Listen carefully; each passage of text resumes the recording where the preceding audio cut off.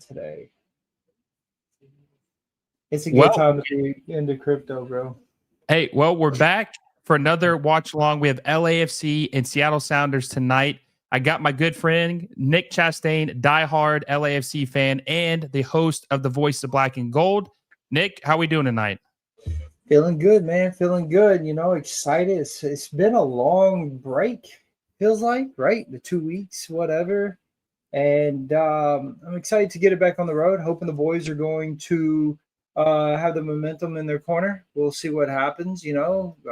Seattle, tough game. Don't expect that. I know everybody's saying, "Oh, we've been on a streak against them," but I'll say what I said on your show last time. Don't take this game lightly at all. And if we do, we're going to get embarrassed. So I hope that they show up the way that they should show up, and put the pedal to the metal and get this win in a convincing fashion. You know what I mean? No, I agree completely. And I think that I feel pretty good about this because me and you both know that Seattle struggles with LAFC, especially in the Dolo era. And I don't expect that to change tonight, man. And I want to look at this starting lineup too before we get into it. We see Giroud is back in the starting 11. He wasn't in that last game you and I did. They had Matty Bogusz up top and they had Kike on the right side. So that's going to be interesting to see how he does tonight. And I've told you this, and I think every LAFC fan knows this. He's going to be the key to their success, I believe, in the playoffs. They need him to step up, and they need him to start scoring some goals. I think he's only got 2 goals this season, something like that. Yeah. So they need him to step up tonight, and I think that this could be the start of something special if he can find the back net against the Sounders. Like I said, they have a lot of success against the Sounders. Is there anything that catches your eye about this about this starting 11? Yeah, Atuesta getting a start over Tillman for me is sort of a shock, right? Because I think Tillman has been really good with O'Brien. Other people will beg to differ. They might not really agree on that. And then obviously Vela not in the lineup at all. Interesting. Again, now we're at home and he's not there. Just should have made him an ambassador or some part of the front office type situation and not even brought him back for that. I mean, I just don't quite understand it. Don't quite get it. But Murillo is back on the back line. That's a big deal for LAFC. And the person that I think that we're going to be missing the most in the starting lineup will of course be my man, Mr. Kike Oliveira. It's about the energy that he brings. It's about the defense that he brings, the quickness, the never stopping, that feel of what we had with the Blessing, right? But obviously more physical, a lot more of a presence on the pitch, and the fact that he's not on the starting, I do think that we'll feel that some, truthfully. Yeah, I'm a little surprised that they didn't maybe have Bogusz come off the bench tonight, which I know Bogusz has been good all season, or at least he's had a good season overall. He's had spurts where he's played better than he has lately. But Kike, when he was on the right side in that game, you just saw a different aspect of the attack. Things looked a little bit more fluid. I think Kike could really help Giroud open things up, Nick, because this lineup we're seeing right now hasn't really done it for him, man. And I think that Kike, how often or how much this year have we seen Kike and Olivier Giroud on the pitch together? Not much at all. And actually, one subs out for the other, which I personally, I don't understand why. Like I haven't, even in our chat, I'll be like, why is that? Because it just seems like that's the type of person that a Drew would like to have out there on the pitch with him. Because I'm telling you, Kike gives me a City A vibe, type of vibe, right? Because they are quicker and they like that fast pace, and that's what he is. But we'll see what happens. Again, I'm not the coach. I don't get paid the big bucks to be the guy behind that. So there must be something that they're seeing that they don't vibe together well on the pitch. But it would surprise me if there was something of that nature going on, right? Like I would really be shocked if it's like, oh, they just don't play well together. Bullshit. You know what I mean? Like I don't think that at all. Well, we got a couple comments. Elon Don, a faithful and consistent watcher of the channel, says LAFC will finally lose. We'll let you react to that in a little bit. We'll ask what your score predictions are. Cute Kenny says hi.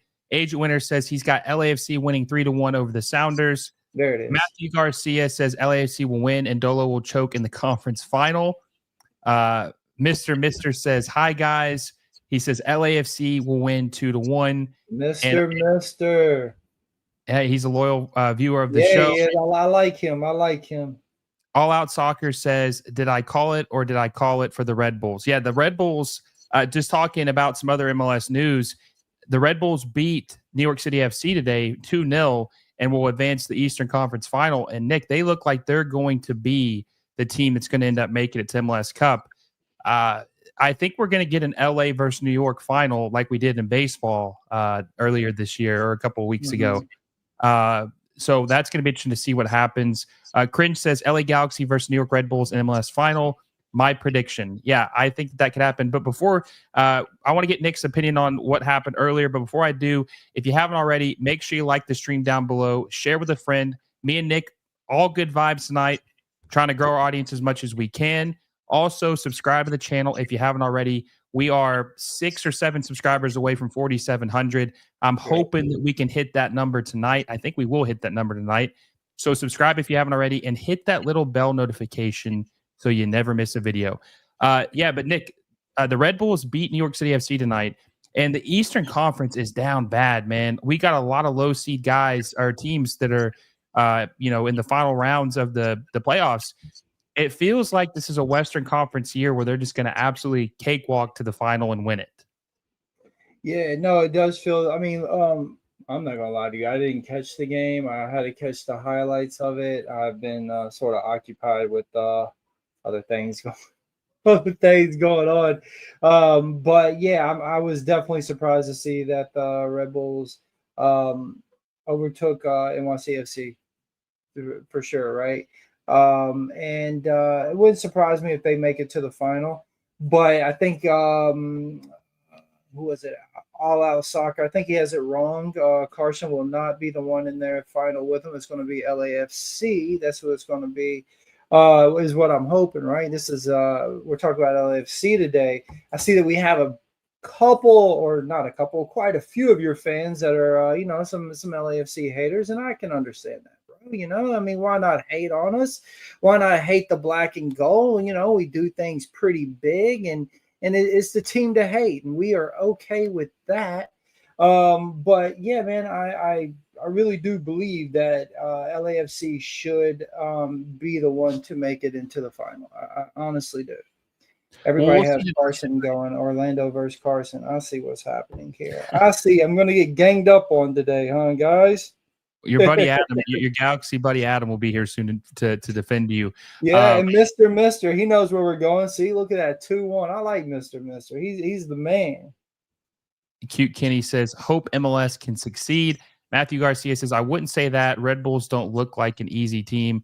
No, they definitely deserve some flowers because they beat the Crew. They swept them, and then they beat New York City FC, which is hard to beat a team on a baseball field, especially because they're not used to playing in a short, narrow pitch like that. So the Red Bulls are good. They're a dangerous team. They're feisty. I just don't know if they got the pieces to win a cup, but they definitely have the team to make a run and make things interesting. I'll be curious to see who they play between Orlando and Atlanta, which that game will be played tomorrow, as well as the Galaxy and Minnesota United, which we will be doing a live stream for that game too, the Galaxy and Minnesota United. Got to do both LA teams. But Nick, I tell you what, I'm looking forward to tonight because I'm telling you, this is going to tell me tonight's game, even if they win, is going to tell me if this team is capable of winning an MLS Cup this year. They're going to have to, this is the crazy part. I didn't really even think about this when we were watching it, man. But if the playoff format was based on aggregate, LAFC would have been bounced in the first round. They didn't score more goals than Vancouver did in 3 games. Yeah. They're going to have to start putting it together, man. Yeah, look, I mean, we got lucky with Houston grabbing the first spot, or did we? right? Maybe we really got unlucky getting the first spot because the second spot was a lot easier. Look at Carson, the road that they've had to take compared to the road that we've had to take. So yeah, we felt a little unlucky there. And then the Vancouver games were just piss poor. It just felt there was no heart into it. And we went over this to exhaustion, right? Like we talked about it so much, and then honestly, even saying it right now just makes me feel like I don't even want to say it anymore. You know what I mean? Because we played them so much and just had the same conversation. It's just a fucking repeat at this point. But what I expect from this game is you're absolutely right. If this first half is no good and we just are lackluster, we need to be worried. There is no ands and buts about it because whomever we played next and then come into the final, if we're lucky enough to make it there, you can't start like that. So let's just say it is against, a Carson. We can't play around for the first half and then say, all right, well, we'll win this game at the second half. No, dude, you got to go out ready to kill from the moment the whistle blows and 90 plus minutes. And that's what I expect to see from LAFC today. I will be very disappointed if we just, aren't really the last game, I think we didn't even have a shot on target until the second half.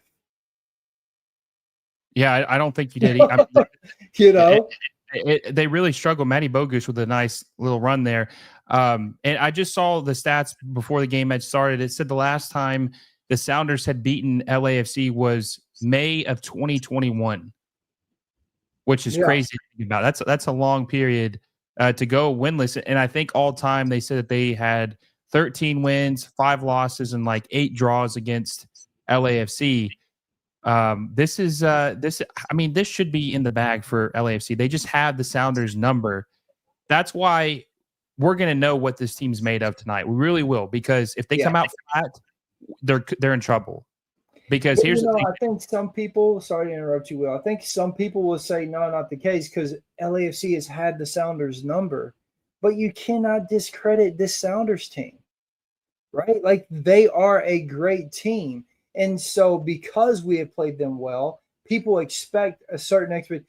But no, bro, don't go sleeping on the Sounders. And that's my point, right? Like if we go into the half without any shots on goal like we did against the Vancouver, there is a problem. Like we have a real problem because, as I said, the next match we would not be able to do that. And for sure, whomever we play, or if we're lucky enough, as I said, to play in the final, you can't do that. You have to come out the gate at 90 plus minutes, and the team that doesn't do that and wants to play only a second half game isn't going to be the one to walk away with the cup. No, and I'll say this too. If first, I want to ask the chat what they think the score predictions is going to be for this game. A couple of you already gave your prediction, but there's 33 of you in the chat. I want to know what you guys think that the score prediction, or what your score prediction is for this match. I'm going to go, Nick. I didn't even ask you what yours was, but I'm going to go 2-1 LAFC. I think it's not going to be a crazy high scoring game. I think it's going to be very defensive, but I think that they're going to get 2 on Seattle, which is impressive because Seattle has conceded the least amount of goals in the league. They only gave up 34 goals in the regular season. So they're a very good defensive team. And I said this earlier in my preview that this is the year of veteran goalkeepers. And you got 2 veteran goalkeepers tonight. You have Hugo Lloris, who is a World Cup winning Premier League veteran who has one of the best resumes you can have as a player. And then you have Stefan Fry, who's an MLS legend, who has won multiple MLS Cups, who's been a very consistent goalkeeper for him. You have 2 guys in net who are very good, and I think that's why it's going to be a relatively low-scoring game. Yeah, I put out a tweet yesterday. I called it a 2-1 with a Denis Bouanga, clinching us the game, because we also have not seen the best of him in this playoff, right? And I believe this is the game where we actually see, him come alive. So yeah, I called it a 2-1. I think that's a fair assessment. I see a few 2-1s in there. 3-1, Hey, to win, 2-1. yeah. Yeah, I think a 2-1 is a good score, and to be fair, will be considered a good game. You know what I mean? Like a very good back and forth, high intensity, very tactical game.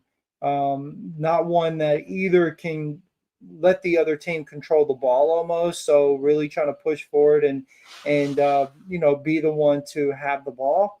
And that's sort of what you get with Seattle. Look, we all know who our rival is, but there's another team that plays us very well. And yes, we've done good since Dolo, but it's Seattle. We have some really hardcore games with Seattle, and so I expect a battle in this game. I really do. Yeah, I think it's going to be a close game. I don't think it's going to be a blowout. Just because LAFC, when's the last time they blew out a team? How long has it been since they've had a decisive win? It's been a while, hasn't it? I can't think of one off the top of my head.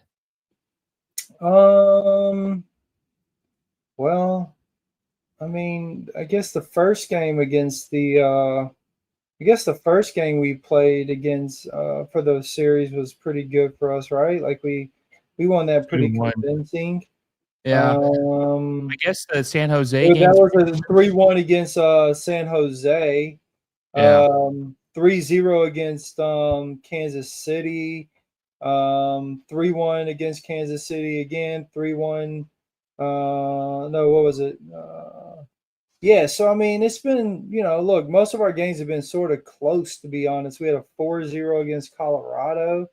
But for the most part, other than that, it's a 2-1, 1-0 type, you know what I mean, game. But that's one thing about Dolo, bro. We're not the attacking team that we should be.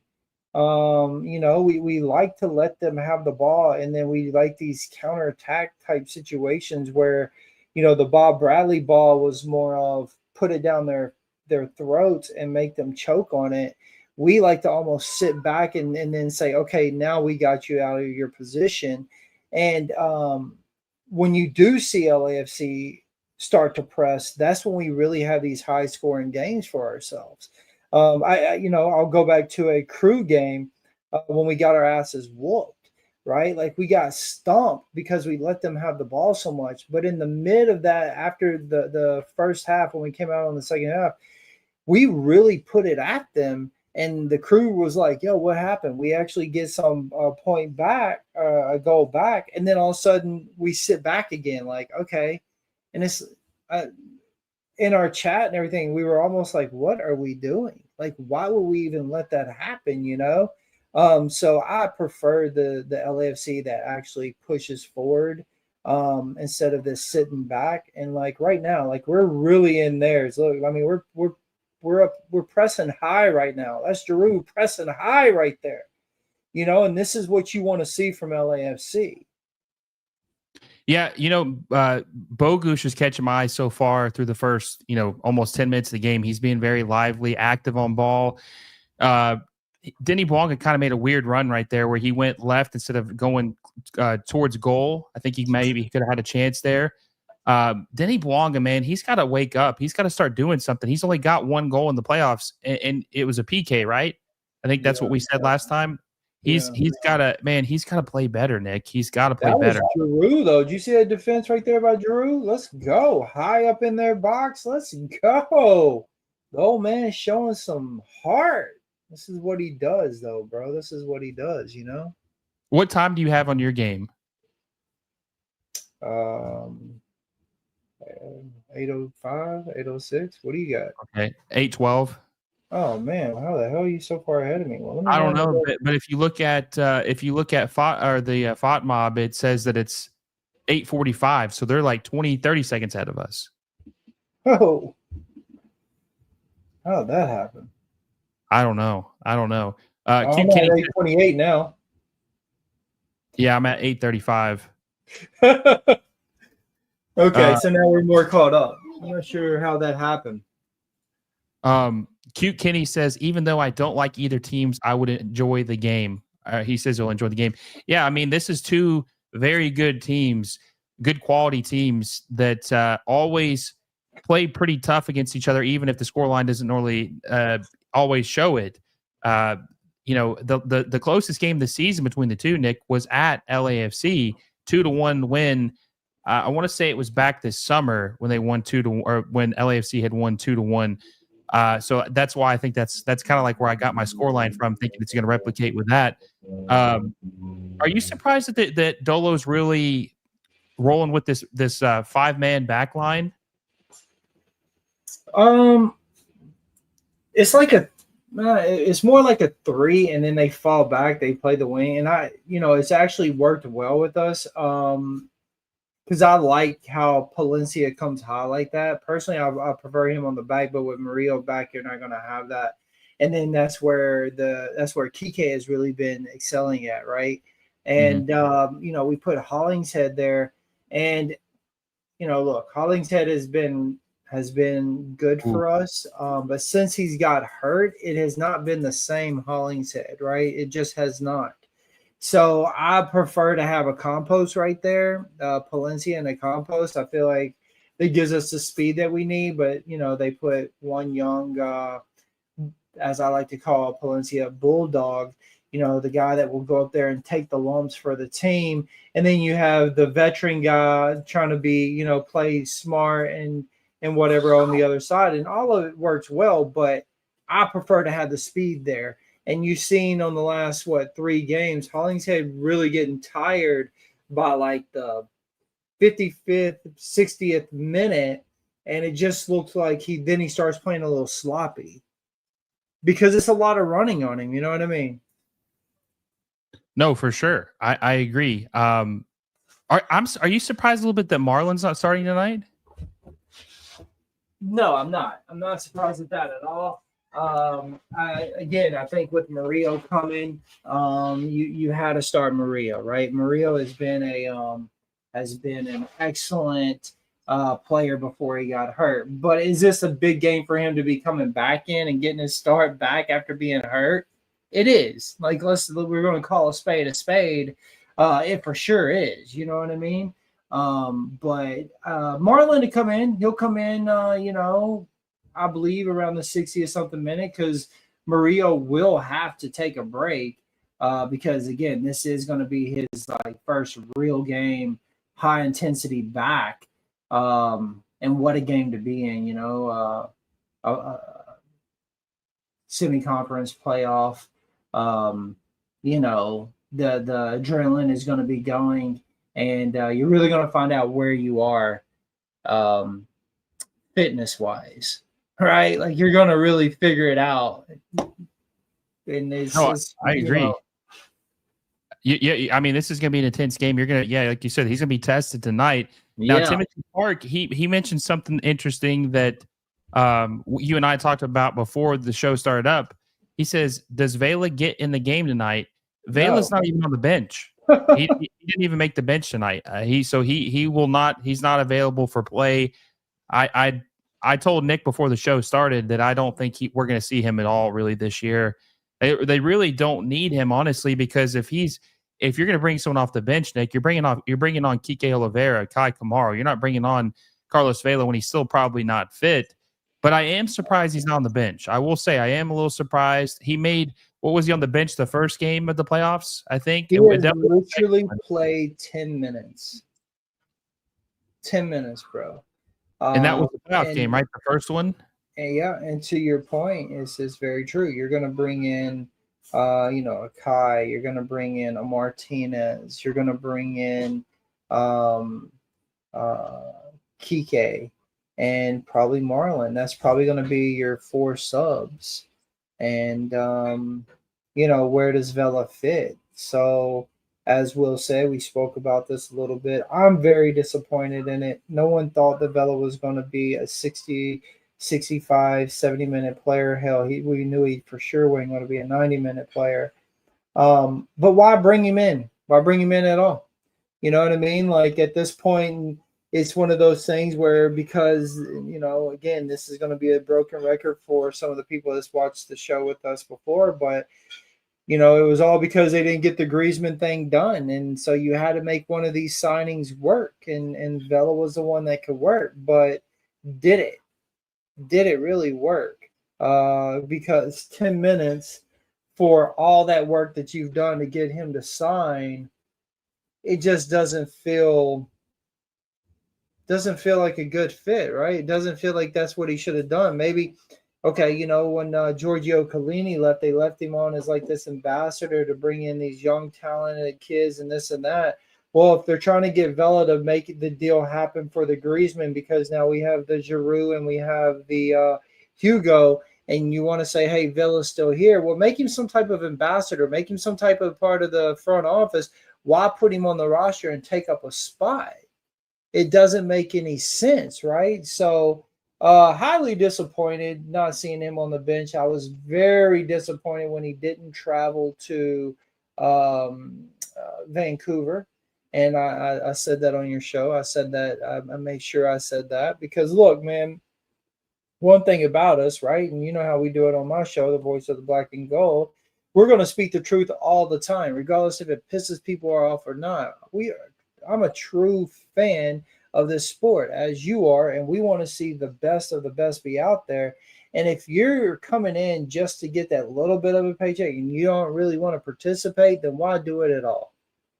You understand what I'm saying? Why do it at all? You are a legend. And for me, the day that he did not show up to that travel game, we got our butts whooped. And I think it would have been, even just to have the morale being like, hey, look, Vela's here. And for him to be like, guys, come on and give that speech and do all the things that he should be doing as a legend of this club would have been nice. But we didn't get that. You know what I mean? We didn't get it. And now, look, he's not even on the bench for conference semifinal type thing. You know what I'm saying? So it's weird. Yeah, I think that, look, you and I talked about this. Anybody expecting much from Carlos Vela this season, coming in this late, not playing ball for, a year, they were setting themselves up for failure or disappointment. But to not even be on the bench, though, just to give that moral support, that captain presence, just the leader of this team, which maybe he's not the leader of this team anymore. Maybe missing a year without his voice has kind of made it, pass it on to someone else. Maybe he isn't the leader of this team, or maybe it is someone else. I don't know who it would be. Thought Denny Blanca could be, but I'm not sure even he is. But it's not Vela, and I think that is a big deal, him not even be on the bench. I'm sure he's at the game. God, hopefully he's at the game, right? At least sitting in the box or something. Yeah, you would have thought. It's disappointing, though, man. It is. Like you said, it kind of made it seem like if he's not going to play, why didn't they just sign him? What a pass to Jordan Morris. Why didn't they just have him be a club ambassador at this point? Yeah. Cool. What's funny, too, about just comparing Seattle, right? Seattle's a team, Nick, that keeps all their players for years. All these guys, or most of these guys, have been starters on this team for 5-6 years. And the only difference is they get Pedro de la Vega starting now instead of Nico Ladero. That was like the replacement. And then you look at a team like LAFC, who's constantly having to buy and sell players. They can never keep any of their core guys. So it's like these teams are the total opposite. A team, an LAFC, who have to constantly get new people, and a team who keeps the same people, and the Sounders.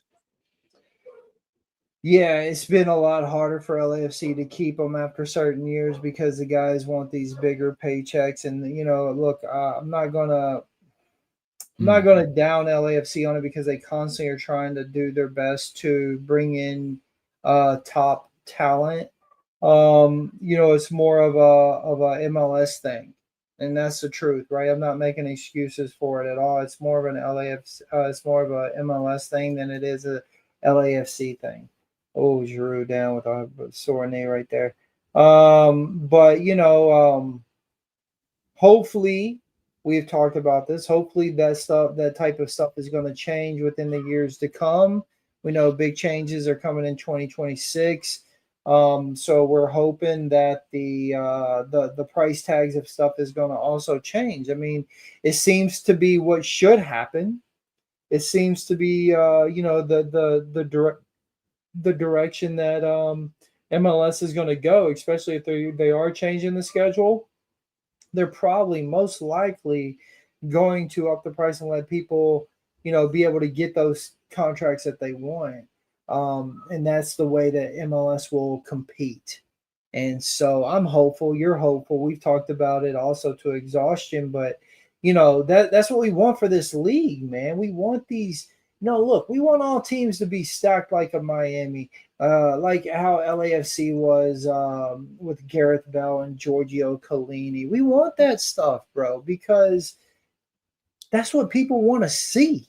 It's good for the Right? league. Like you want to see these big name players that you've seen in Europe here, but you don't want them to be so old that it isn't fun. You wanted them to come here like, a Griezmann that still has 6 years to play.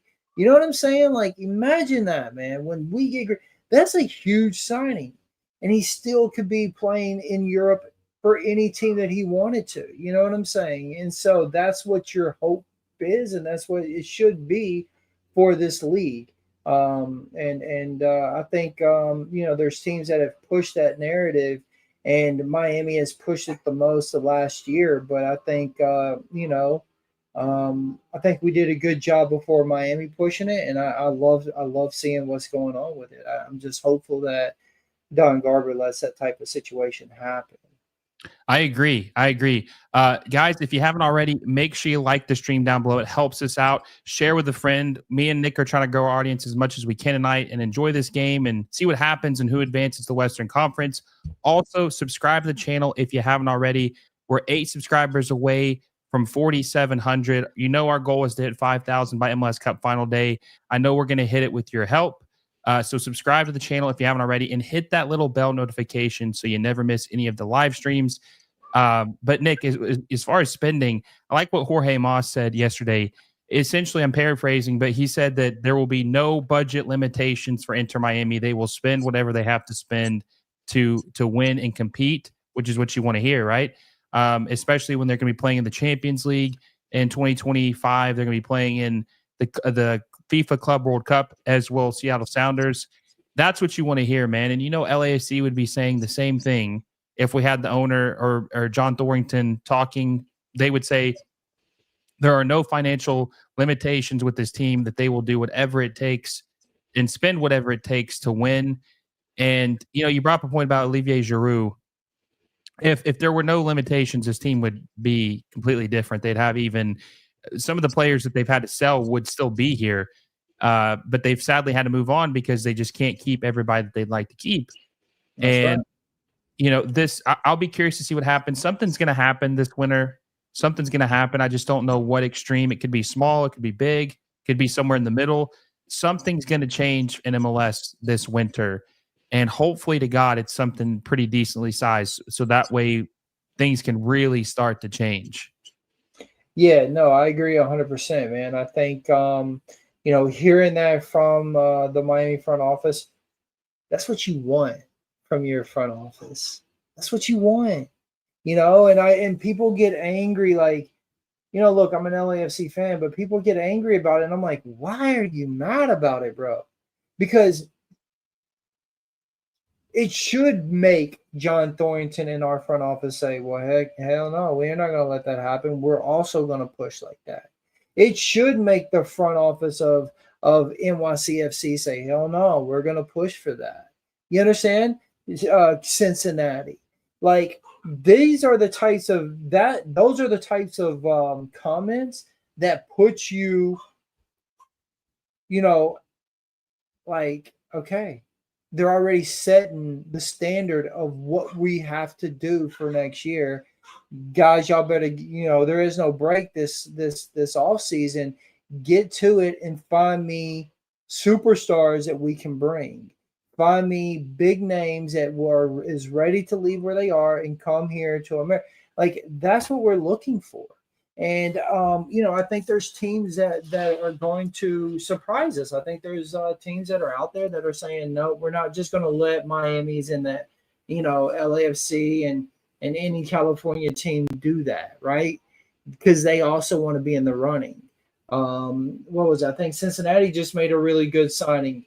A few days ago, or being rumored to making a signing. It was official the other day. Yeah, they spent $16 million on a striker from Belgium, 23 years old. There it is. Golden Boot winner of the Belgian league last year, 28 goals in like 30 matches, $16 million, Nick, and then add-ons to where he could be even more expensive than what he, out of the gate. Like he could end up being like a $20 million signing. You gotta love that. Small market team too, right? Small, like it's Cincinnati's not LA or New York City, so that's a team that's committed to winning. Hell, not even now. Look, I'm not downing what LAFC's done because they spent a lot of money on different players, but not even LAFC have never even spent $18 million on a player. No, because we spread it out. See, instead of just one player, they want multiples. But see, that goes back to the conversation I was just having with you, right? That is an MLS problem. So some teams will have to say, okay, well, we're going to go get this one player that is worth that 18 to 20 million dollars, but that's all we can get. Or you're going to say, okay, well, we're going to have $20 million to spend. Let's spend, it on 4 players. Let's spend it on 3 players. You know what I'm saying? And that's more of where LAFC. But I don't want that to happen. I want it to be, you can spend 18 on this. You can spend how much. I don't want there to be a cap personally. I just want teams to be able to spend. People are like, well, then you're going to push out the lower. No, it should make other teams want to do it. And if they don't, they need to sell off their club and let someone buy it that wants to come in and really play ball and compete and let them take over that team. I'm not throwing shade, but, you look at like a San Jose. They never really spend money, bro. You know what I mean? They never spend money. And it's like, bro, you could. Like, they seriously could. Get rid of that owner, bring someone else in. They're still in California. That people want to say, it's about the okay, they're in California, but they never spend the money, so people don't go there. Give the people a chance. And I like to see it, man. I don't care, small market, big market. I want to see people and owners making a real run. I really do, and I love to know that the kid's going to make 18, possibly $20 million in Cincinnati, bro. Like that's great, But Cincinnati has been good, so why not? I'm ready for some spending, man. I'm ready for some stuff to change because I know that I think I told you this last time, or maybe I didn't, but the owner of Miami has said that he wants to make a run at the Club World Cup and try to win it. Now, everybody's going to say there's no chance a Major League Soccer team could win the Club World Cup, but he's going to try his very best to do what he can to where Miami's competing and doesn't get embarrassed like Seattle did last season, last year in the Club World Cup. He wants to try to make a run for it. And Mr. said, as for the summer, I hope no one signs Gunawan. His legs are gone. He just couldn't keep up with the Spurs midfield earlier. Now, that's an important thing too, Nick. We do want some stars over here. We want players that people recognize in Europe, but they also have to be a fit on the pitch. They have to be able to give something. Now, Giroud is coming off of a Golden Boot season with AC Milan, and I think he was like 3rd in the league, and he led the league in assists. So that's different, right? And he almost, I think it was who missed that shot right there? Who missed the sitter? Long. Aaron Long. Now he's a different circumstance, but they can't just sign a guy to sign a guy. Like they have to be able to contribute when they get over here, right? They got to be a name and they got to be good still, or at least decent. They don't have to be as good as what they were. Like Hugo Lloris, a lot of people thought that he was done, man. They thought he wasn't any good. They thought he was washed at Tottenham. He came over here. He's been top 3 goalkeeper in the league. You could make an argument he's been the best goalkeeper in the league because it's been his defense that's really let him down. But that's a circumstance where the guys did still have something to give. You need guys who can come over here with that big name and still play good ball and not just come over here to collect a check, which you and I both know Lloris is not collecting a check. He's taking a discount. He's only making like $300 $50,000 this year. He's damn near playing for free by what he was making at Tottenham. I think he was making like $10 to $15 million at Tottenham. Yeah. So we need more guys like that, man. No, we definitely do. But again, I'm just repeating myself, but it's an MLS issue, right? Because Hugo is way more worth he is worth way more than just 300 something $1,000. And it's just because they want to come and play in America, but that's some bullshit. That's not really fair. You know what I mean? Like, you should be able to. I mean, I'm not saying he's worth 3, 4, 5, $6 million. No, but should he really be being paid like maybe a million, 1 point? Probably. You know what I'm saying? Like, probably. Like, look what he's done for us this year. We would not be where we are this year without Hugo. That's the truth. That is facts, dude. If Crepeau was your goalkeeper, you'd be in trouble this season. Yeah. Yes, we would have. Yes, we would have. People are going to disagree, but 100% we really would have. Yeah, no, he's been a saving grace for you guys a lot of times this season. Let's see, Eric or whatever his name is says Messi washed too. Man, No. Messi scored like 21 goals in 20 games. He is far from washed. He's still a top 5 player in the world. Some people think he might still be the best player in the world. It's hard to really, compare because he's playing in Major League Soccer, but he's definitely not washed. He's damn good still. Did you see that they said that he'll probably still be, or they suspected that he'll be playing for Miami in 2026, huh? Yeah. I'm not surprised. I knew that was always the plan because they wanted him to open the stadium with them in 2026. But that's great, man. No, it is for sure. But they needed him to they needed to get a coach in there who he would want to play for. And they hired his buddy Javier Mascherano, which I did an episode. I didn't mean to drop that today at 6 o'clock. I'm going to drop that tomorrow at noon Eastern time. Might do it 11 a.m. Eastern time, but kind of going into detail about what I think how they'll succeed together and if they will. But I don't know, man. I think that the coach they hired, man, he's just not proven, and they just have a lot riding on next season. Now they do have 2026 now, like you said, because they think Messi will be back, but oh man, I don't know. I don't like that they hired an inexperienced coach and they could have had someone like Xavi be their next manager. But I was actually surprised that they let Tata Martinez go. But I guess he dropped the ball against Atlanta, so they put that a lot on him. It was sort of strange, but hey, we'll take it. And it's his buddy, so another way to say, hey, look, you stay here. Look, we've seen it before in basketball too. You know what I mean? Where these ex-players come in because they're familiar foes with the players on the pitch or on the court in that case for basketball. But we'll see how it works, man. They have a lot to play for this coming up season. And, I don't, look, Messi is not washed. The Barca boys played really well this year.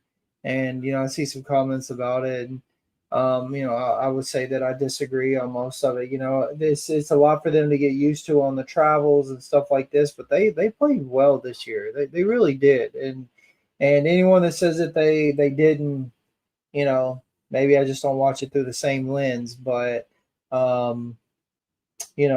LAC plays like that, I'm going to be proud. And so anyone that's representing Miami, I'm sure that they're proud of what they did. Now, no, they're not happy that they went out in the first round of the MLS playoffs. But, they have a lot that they're playing for coming up. And I think a lot of people would take the Club World Cup and stuff like that over maybe winning the MLS Cup. You know what I mean? Like, you got a big chance to play for. And so, we'll really see what Miami has this next season. Let me ask you something about LAFC, Nick, because it seems like anytime we talk about you, not necessarily be negative, but not overly confident, that's when things really start to help you guys out. You figured the formula out. You talk too cocky, they struggle. You talk a little bit more pessimistic, they do better. But let's just say hypothetically that they don't win this match, which you and I both expect them to do that. That would mean that every season that Cherundolo has been the manager, they've regressed 1 year. The first year, MLS Cup winner. The second year, losing the MLS Cup. The third year would be not even making it to the Western Conference Finals. And I told you that I had heard no matter what happens, he's going to keep his job. Like he's safe. Do you think that but it's different when you say that without knowing, and that was a handball hit Jordan Morris's elbow. It's different to say that without the results being final, right?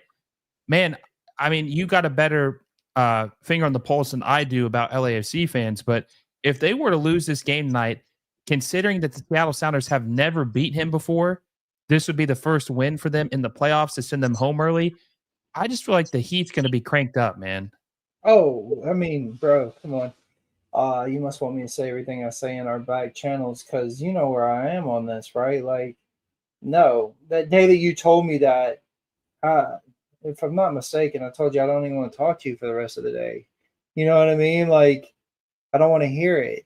You know what I'm saying? Like, listen, man. I'm a real freaking soccer fan. Okay. And again, I reference City A lot, bro, because it's what really made me love this sport the way that I do. And there is no room for being second best. There's no room for losing multiple games in a row. I don't give a crap, bro. I don't care whose friend you are.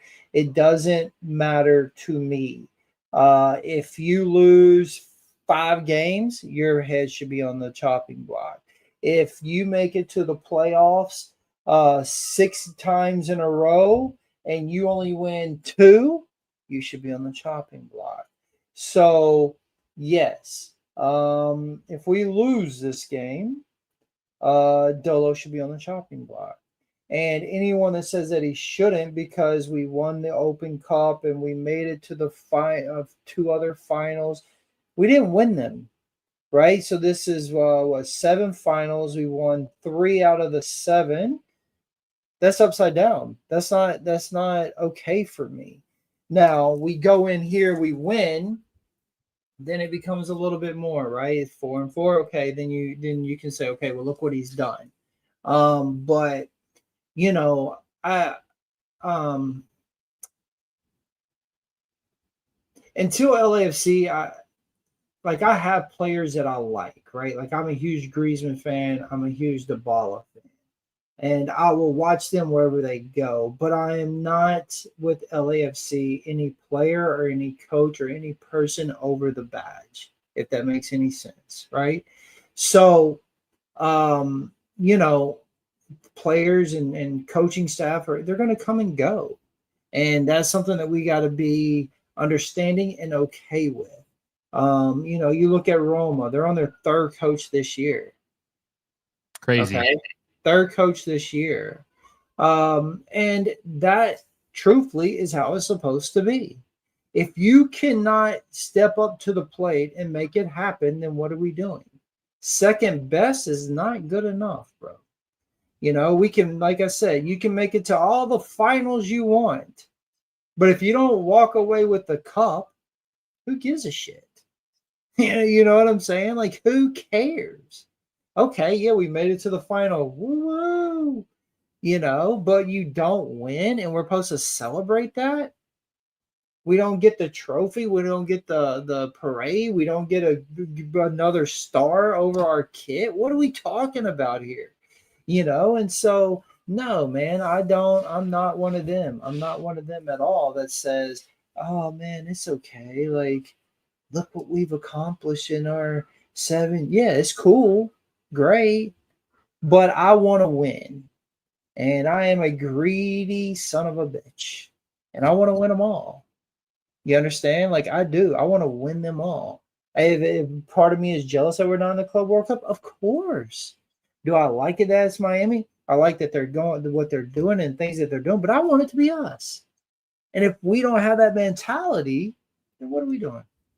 7, 8 years ago when we were sold this dream about black and gold LAFC in downtown Los Angeles, the heart of Los Angeles with the 3252, we were going to be the biggest club in MLS. And that's the dream that we were sold on. And we get that for half a year when we bring in these big names, but we got to win. We got to win more cups. And that's what I want, man. So no, if we don't, I expect the head to be on the chopping block. Too many touches by Olivier Giroud there. Now, Nick, listen, I'm the unbiased friend. I'm going to tell you like it is, even if you don't like to hear it sometimes. But here's the issue, right? If LAFC were to lose tonight or even lose in the conference final to an LA Galaxy, you know what the narrative is going to be? The narrative is going to be LAFC reigned supreme because LA Galaxy were bad. That's what the narrative is going to be. They're going to say they were only good because we were bad. And if they win the MLS Cup, that's going to, we're talking about pressure. We're talking about the heat. That's going to turn it up several notches if the Galaxy win an MLS Cup this year. I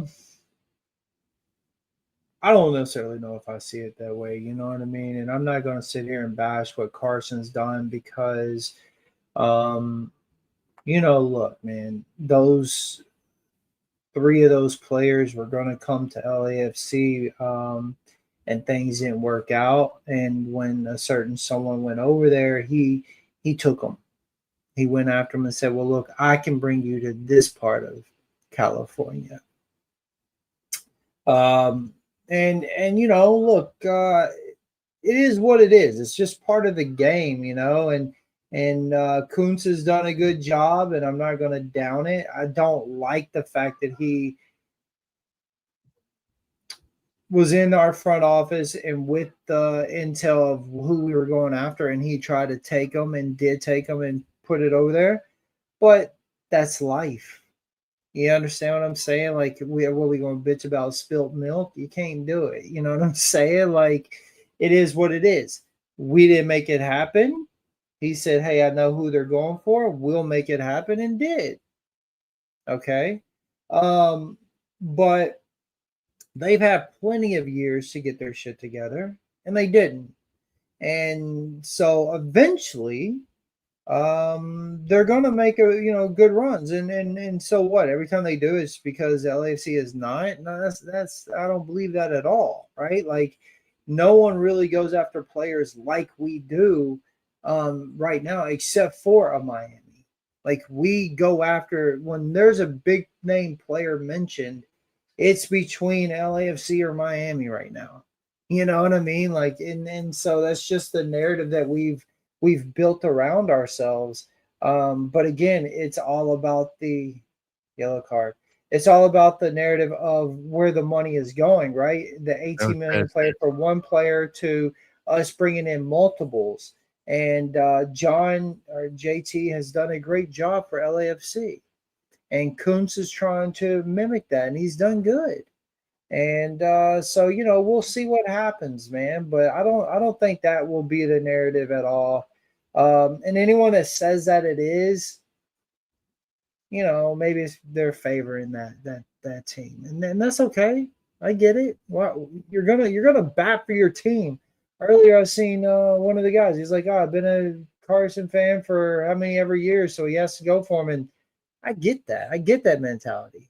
Yo, did you see who he had in the lobby here? Oh, Lexi, what's up, bro?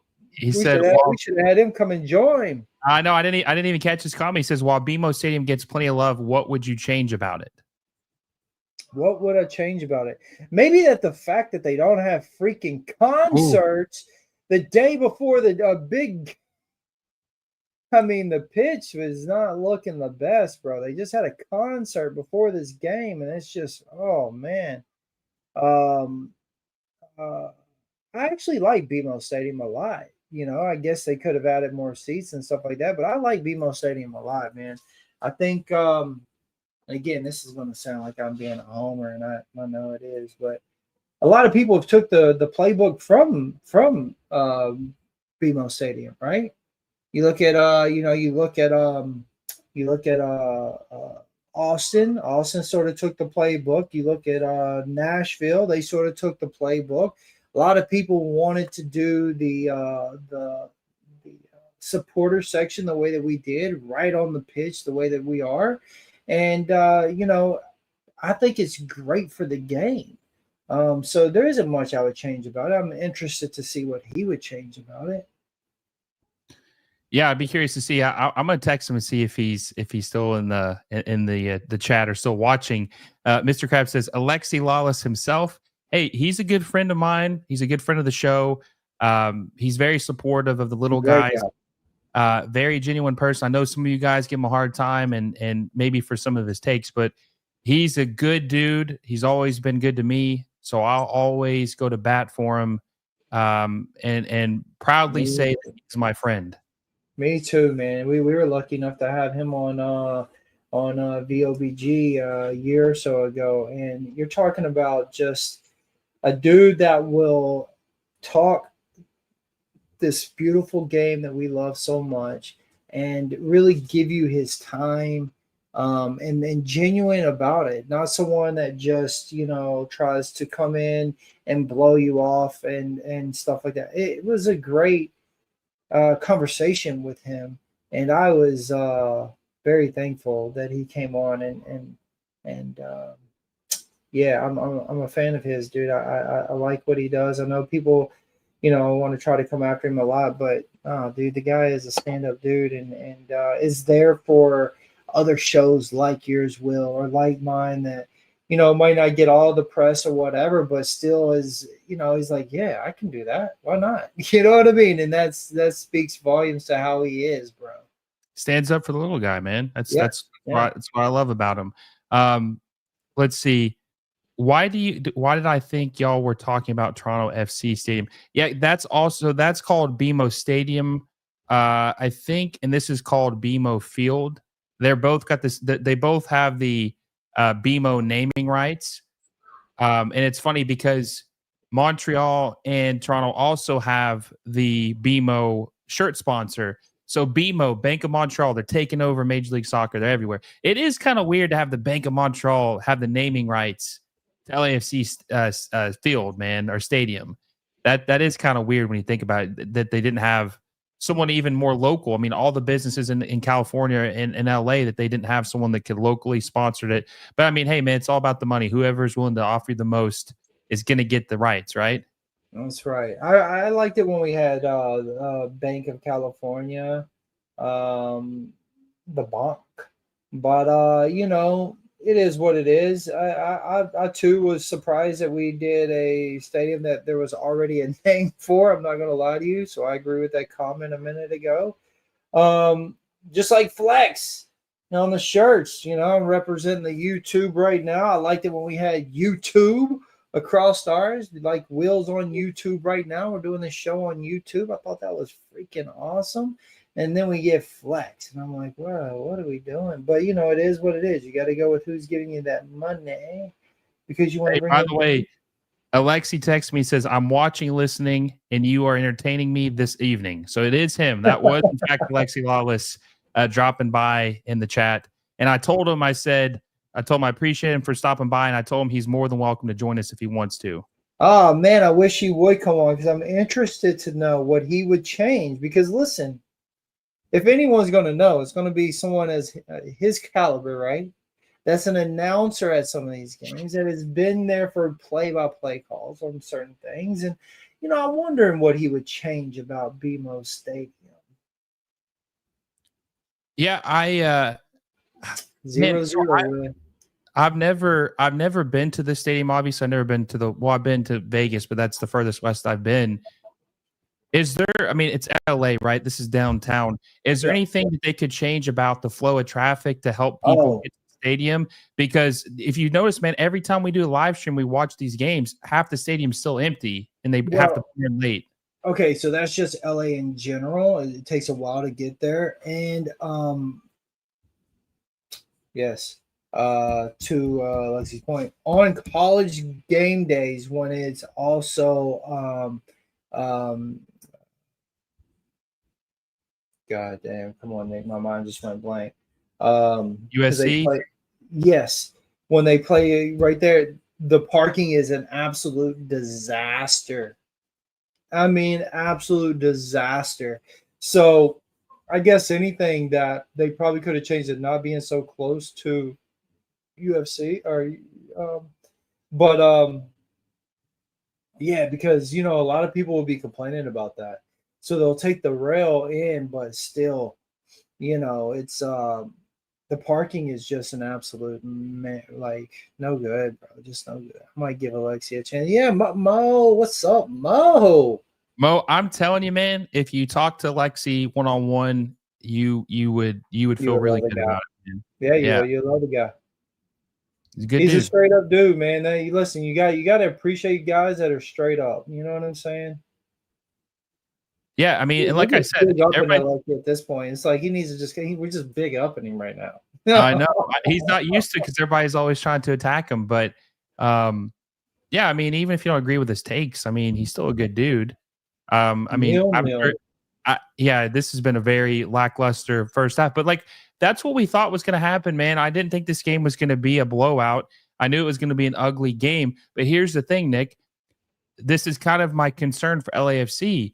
If they couldn't have a decisive win or score some goals, this could spell trouble for them heading into not even if they do win this game, heading against the Galaxy or Minnesota United, which I think LA Galaxy are going to beat Minnesota United.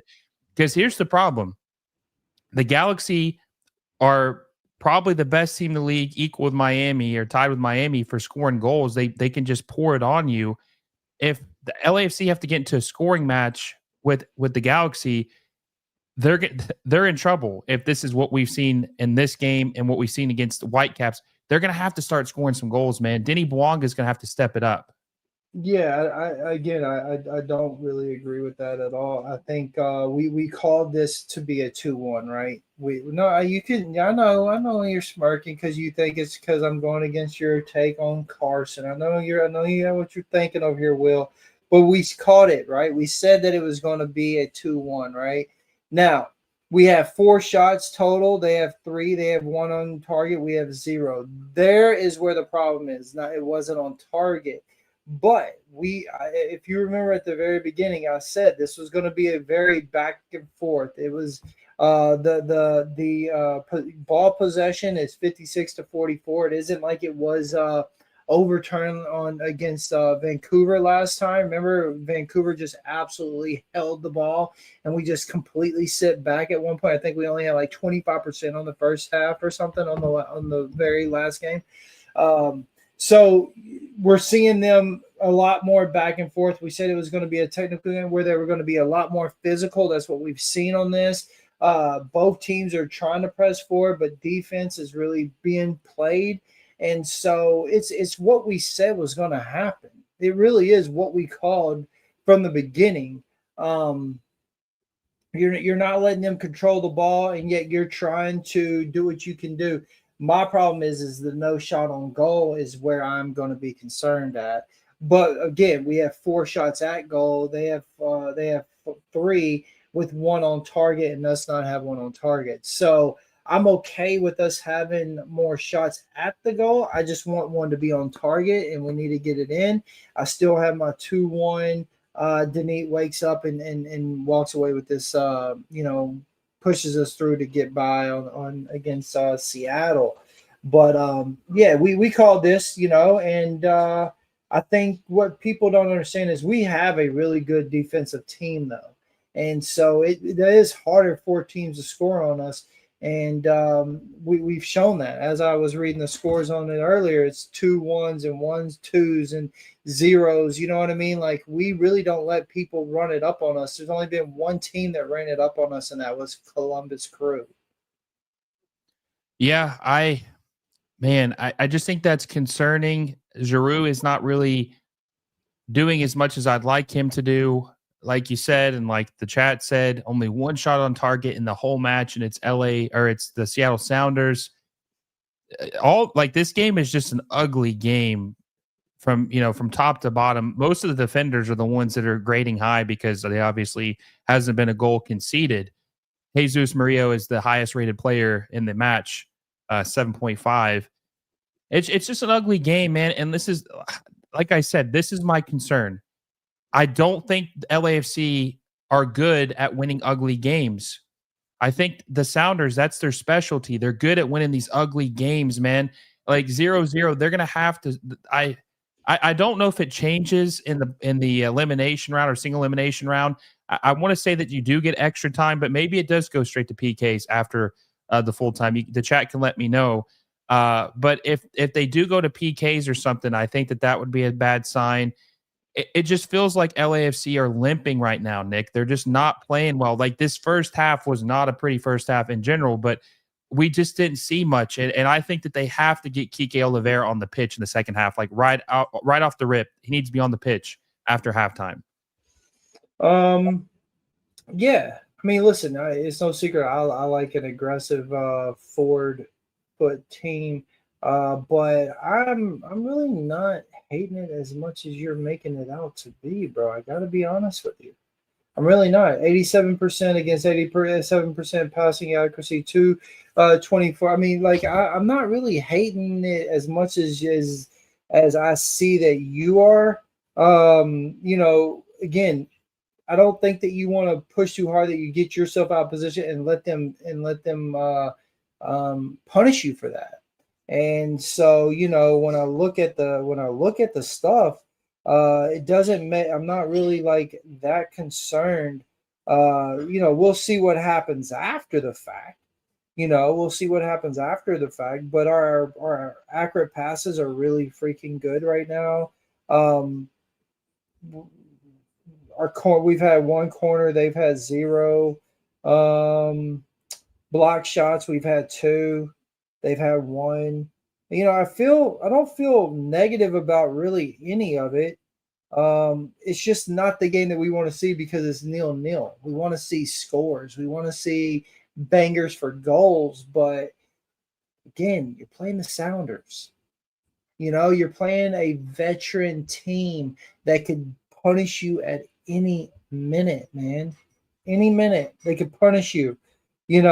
Our tackles, we're yeah, dude, interception. I mean, we're okay right now. I'm not mad at it. Clearances, we have had 8. I'm not mad at it at all. Yeah, the only issue I have though is that every time LAFC has played the Sounders, they beat them decisively. They at least have this year. They beat them 9-1 on aggregate. Yeah, see, that's your problem, buddy. Is that you're thinking about the past? You can't worry about the past. You got to think about this season. You got to think about right now. Yeah, that's what you can't go in there saying, "Hey, we whooped them every single game, and this is how." You can't go in there like that because that's how you're going to get punished. That's how your dad is going to put you over the knee and give you a spank in the ass, son. Listen, here's the thing. I'm telling you some hard truths here. I'm telling you that this is not a game that you want. That you don't want to be in an ugly match with the Sounders because that's their game. LAFC is the pretty sexy. We win ugly games, Will. We win ugly games, son. I mean, I just told you what the scores were. It ain't like we were just putting them out there, except for a few. But this is different, though. Those are ugly. This is different though because the Sounders are a good defensive team. They were only conceding 1 goal per game this year. 34. They only gave up 34 goals all season long, man. Stephen Fry is a great goalkeeper. Yamar is probably the best center back in MLS. They have a good defensive team. And they're a sneaky team, man. They can get 1 goal on you and just park the bus, and it's going to be tough for LAFC to pull one back if this is the attack we're seeing. And I'm not saying that it's doom and gloom right now. I'm just saying that they need to make some changes, open some things up. You and I both thought Kike should have been starting from the get-go. So put him on the pitch after the half. But Will, everything you just said about them, that's exactly how we are too. We are a defensive team. We really don't have people scoring big goals on us. I'm going through the whole schedule right now, and if you want me to, I'll go down it. But we only have 2 teams that score more than 2 goals on us. Only 2. Right? And I mean, that has to say something. We are not a team that really lets people score on us a lot. We are more of a defensive team than we are an offensive team this year. That's what I was saying at the beginning of this. We aren't the Bob Bradley shove it down your throat team, which I loved. You know what I mean? Well, I didn't love the Bob Bradley in part because I was definitely on the Bob Bradley out train. But I'm saying, you know what I mean? Like, no, we really do hold it down. We're almost at Jose Mourinho park the bus, and I'm not a huge fan of it. I'm not gonna lie to you. But when I look at it, first game against Seattle, 2-1. Salt Lake, 3-0. That's one of the first ones that put a difference on us. Okay, 0-0. 2-0, 5-0, 3-2. Like these aren't games that we're really letting a lot of people get goals in on us, bro. And so, it's sort of been LA's thing to go in these second halves. It's a dolo thing. Think about last year. We waited till the second half to win the game. It's not ideal, but we put defense first. And yeah, man. I mean, that's just what we've done a lot.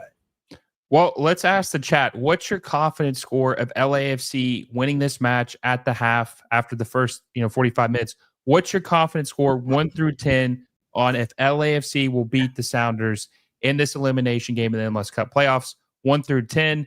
Amir says, who wins the match? I'll be honest with you. I thought it was going to be 2-1 LAFC. I still think LAFC will win this match, but they're going to have to score. They're going to have to, if it goes to PKs, I think they're in trouble. Oh, we are not in trouble if it goes to PKs. Stop it. I don't know, man. I don't know. This is a game that they should win handily. We're talking about, this is a team that they have way more talent than. I told you this a couple weeks ago, or maybe I did. Maybe I was telling someone else, but Kike Oliveira, who is on your bench, would be their best player. He would be the best player. So we're talking about dudes you got on the bench would be their premier guy. Oh yeah, but that's not the way that it's playing out right now. No, I told you that from the beginning. He definitely should be. He definitely should have been on there. I like that. I think Kike is my. Kike's my guy, bro. Like that's my dude. That's 8 out of 10. Oh yeah, okay. See. 3. They're not very confident. They have a 3 up there, but I like your style, brother. 8 out of 10. Make sure you follow me on Voices of the Black and Gold, brother, and _Nick. That's my a 5, Mister. See, Mister. I like Mister. At least he keeps it consistent. He gave him a 5. Regardless of what happens tonight, you and I are doing a show tomorrow night. Yeah. At 10 o'clock or 7 o'clock Pacific time. Yeah. And I should be good because I'm doing the Galaxy game at 6 Eastern time, so 1 o'clock your time. But I'll be good. I'll have plenty of time to do what I got to do in between. 7 o'clock LA time. Yeah, 10 o'clock Eastern, 5 o'clock your time. My time. It'll be interesting to see what happens. Either way, so we're doing the show, and it's going to be interesting to see because either you're going to be excited because you're going to the Western Conference Final for the 3rd year in a row, or that's going to be it. 2024 season, right? Ain't no ands and buts about it. Ain't no sugarcoating that, is it, brother? Like we just got to keep it 100% real. And that's how it's going to be. And so hopefully we'll see what's going to happen. I don't want this game to go to PKs, by the way. I really don't. I want us to win it 2-1, and I still believe that it's a 2-1 victory. I really do. I believe it's a 2-1 victory. But well, who's got to step up in the second half? Who's got to be the player to take the mantle and really put up? So I think I said my 4 subs. Kike, I'm sure Kai, Martinez, Marlon. So you're ready to pull Giroux already? Well, no, I'm not. Actually, I thought Drew. See, people were thinking he plays. So the highlight, even a second ago, was showing Giroux looking. I think Drew actually had an okay game. so far. I mean, I like some of his hold up play touches. You know what I mean? But yeah, like Kai is going to come in because you want that extra speed. Martinez is going to come in, and or I think he should come in. But you know what? Honestly, they're probably going to bring in Tillman now that I say it out loud and thinking about it. But Marlon is going to have to come in for Murillo, even though Murillo has been the best player on the pitch right now. He ain't going to be able to keep that up. This is his first game back from injury, and you don't want to overstress him for the next game if there is one. And Kike, you got to have Kike on the pitch. So is it, who you going to bring off there? You don't want to bring off Palencia to put Kike over there on the wing. So I don't know, man. It's going to be interesting. We'll see what Dolo does. I want to see Kike and Giroud play together at least a little bit. I want to see what he can do because I think Kike is the best crosser on the team for at the winger position, and I want to see what he can do for him, man. Denny Bouanga and Matty Bogusz they're not going to be, unless they switch spots where they're not inverted wingers, they're just not going to cut it for Giroud, man. They got to get Kike on the pitch so he can whip in some balls to Giroud, and hopefully he can come on the other end of them and score some goals because his confidence has to get back up. I don't even remember what I said my confidence score was before the game. I said the LAFC were going to win 2-1. I probably would have said 8 out of 10 beginning with the game because they've dominated the Sounders. After that first half, I'm going to go down to probably a 6 out of 10. I still think that they're going to win, but I'm a little less confident, man, because they got to score some damn goals. Like I need to see Giroud or Denny Bouanga put one in the back of the net before this game's over. I got to see it, bro. Yeah, I agree. I mean, Denny Bouanga, right? Let's keep it 100%, right? This is your dude. He scored 1 goal the whole playoff. He has not been good this playoff. No, and we know he's good. We know he's a good player, but that's not going to cut it. He's got to start scoring some goals, man. He was very upset at the beginning of the season because he didn't think he was making enough money. They pay him handsomely. He's making like $4.5 million a year. He's one of the top 10, 15 highest paid players in Major League Soccer. He's the second highest paid player on the team, but Giroud's making a lot of money, obviously, to entice him to come over here. And he had a good regular season, but he is coming up short in the playoffs, man, and this is where it matters most. Great pass right there by Giroud. Yeah, I mean, look, Giroud deserves it. I don't care. I know people or whatever, but look what he did in Milan for the last 2 years. For some reason, the system is not right for him. We've got to do better. They just aren't doing enough. But Denis Bouanga has really went missing this playoff. And as an LAFC fan, that's scary. It's real scary. That was a horrible touch by Giroud. Makes you wonder what's going to happen. It makes you start to, guess if Bouanga will be here next year if they don't sell him, because if they got all these pieces, man, and if Griezmann comes, they're probably going to have to change their formation a little bit.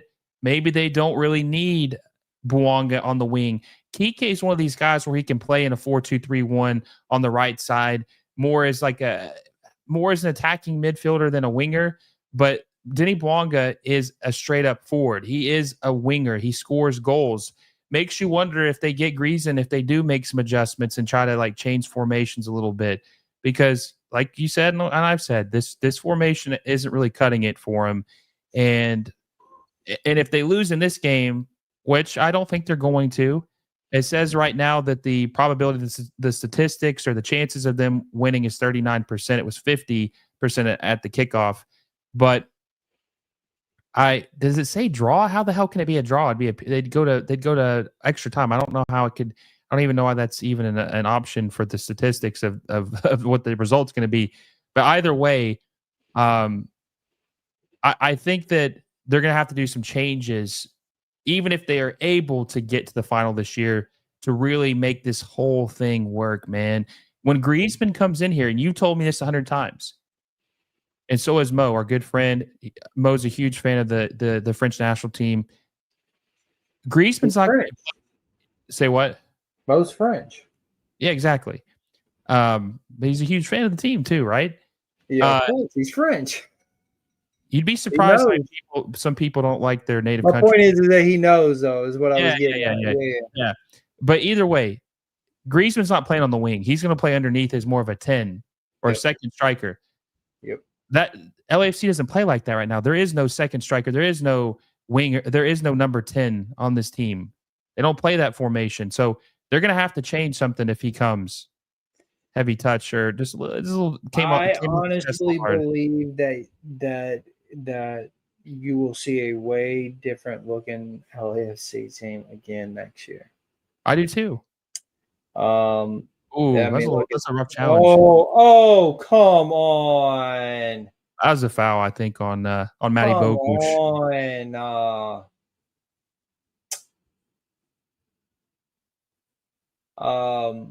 Yeah, come on, dude. That was what was I saying, man? Shit. We were talking about just the formation. You said there's going to be an overhaul on the team. I really think there will be. I really, really, really do. Right? Like, I don't see Cuesta coming back. I don't know where Ilie is going to fit in. The Vela thing is going to be an ongoing saga, but I don't know why or where he'll fit. I do think like there's a chance that we'll have O'Brien still back. Expensive though. Yep, he's going to be expensive though. Obviously, Giroud is going to be there. I do think Bawanga will be there. I don't know. I don't think that we'll have Bogusz. Who knows about Kike, because Kike and Bogusz is where we're going to get all of our money at. Go. Let's go. Ryan Hollingshead. There you go. Ryan Hollingshead scores first for LAFC 1-0 against the Seattle Sounders. They're finally able to find the back of the net. Wow. About time. Hey, that's going to open things up now. There you go. Let's go. There you go. Finally, something exciting happens in the match. Ryan Hollingshead, the guy that a lot of people thought has been playing lackluster lately, not really playing as good as we've seen him. He's been hurt, my guy. Either way, it's, hey, tomatoes, tomatoes. Hey, man. The stash. Let's go. Let's look at this. Yeah, let's look at it. Let's look at it real close, Will. All that talking you've been doing. Let's look at it, Will. Great pass from Bogusz. That's what I'm trying to tell you right there. Look at that. And as I was just speaking about it, a Bogusz and a Kike, that's where we're going to get all of our money at. That's where the money is going to come from. I do think a person like a Hollingshead stays, but he isn't going to get as much time on the pitch, right? And I think you will see a big overhaul. I really do, man. And it's going to be, it's just going to be a big change because you're going to have to play to a certain style of these guys. And that's just a reality of the situation. Sebas says, hi, MLS Moves. Let's go New York Red Bulls. I was at the game today. I was really happy we won. Hey, congratulations to your team. You're going to the Eastern Conference Final for the first time since 2018. And I think you guys will be the favorite to make it to the MLS Cup out of the Eastern Conference. So congratulations, man. You should enjoy it. You beat your rival today to go to the Eastern Conference Final, New York City FC, on the road. Hey, soak it all up, man. Enjoy it. Don't take it for granted. It's a big deal. It's definitely a big deal. Now, Nick, speaking of this team, right, just making moves, another thing you have to consider is that San Diego FC is coming to the league next year. Yeah. And they're going to have an expansion draft. LAFC's got a lot of good dudes on their team, a lot of good players. Yeah. I would be shocked if San Diego doesn't select one LAFC player for their new team. It's going to happen. Now, who are they going to – you get to protect a certain amount of players. I'll be curious to see who they don't protect and say, hey, take them off our hands. Yeah. Who have them. That's what I'm going to be interested in to see who they let go of. Who do you think that will be? I think that they will not protect Aaron Long because he's kind of pricey, and I think they could probably do better, especially if Marlon plays as good as we think he can, and Murillo's healthy, and Chanot's been good too. I know you're a big Chanot guy. I could see them not protecting Aaron Long. I could see them not protecting. Oh man, They're not I going don't. to protect Chanel. I don't think they'll protect. I don't think they'll protect Chanot. No. I don't think they're going to protect the Twista, which they don't. I know he's not technically an LAFC player. He's on loan, but they could still put him unprotected and allow. I think they could buy the rights to him, if I'm not mistaken, San Diego FC. But I don't think that's going to happen. They're not going to want him. I don't think they're going to. Now, this might be a crazy one. You ready for this? I don't know if they're going to protect Tillman, man. I don't know for sure if they'll protect Tillman. Is he really the guy? If you only get to protect like 10 guys, is he one of the 10 you're going to protect? No, but Tillman's been great for us this year.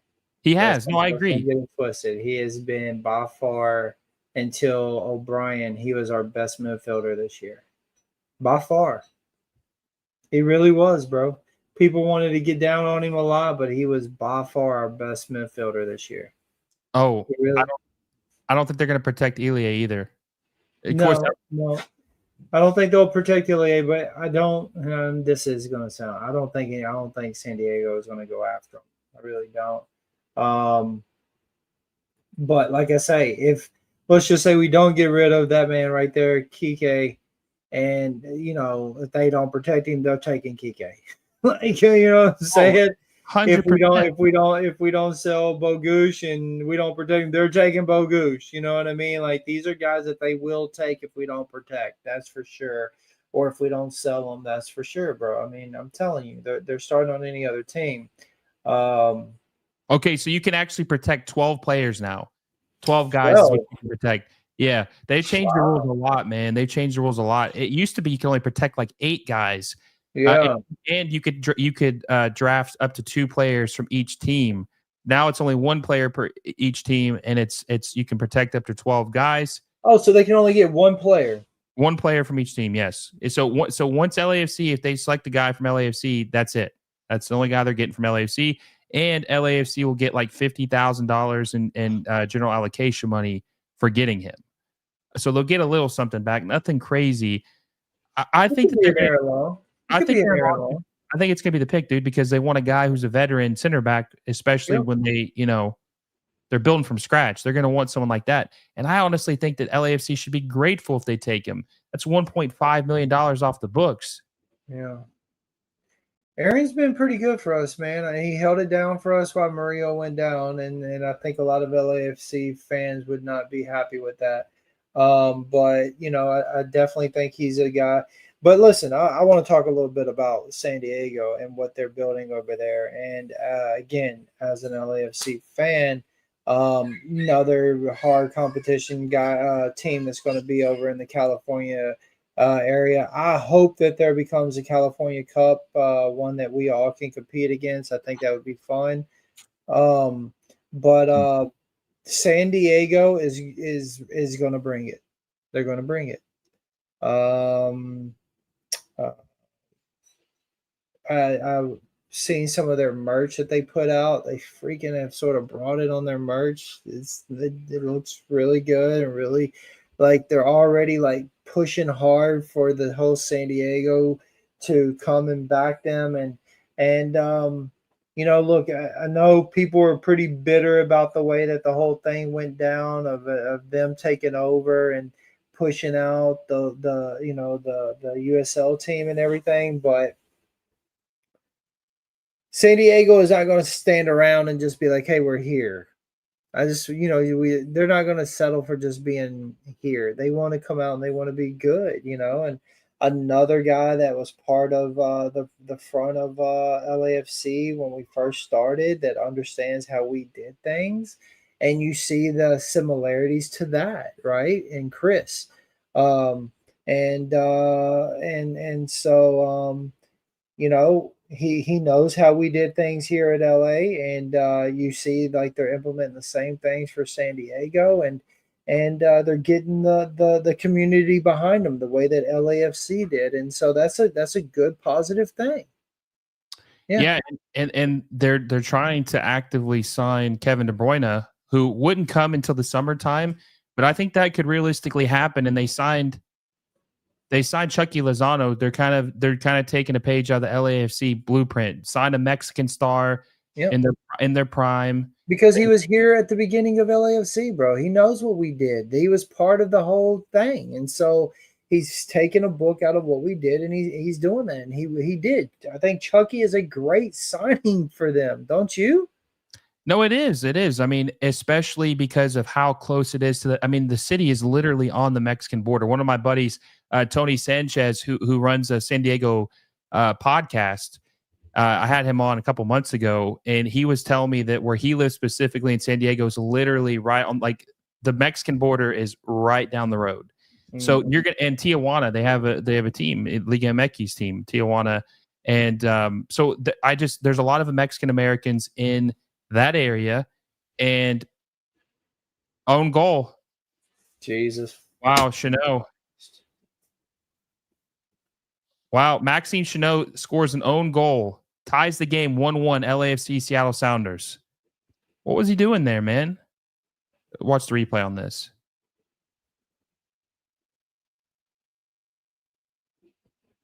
What are you doing? Do you see what I'm saying about what's Lloris supposed to do with that? What's he supposed There's to do? nothing he can do with that. What are you doing, Chanel? Come on, man.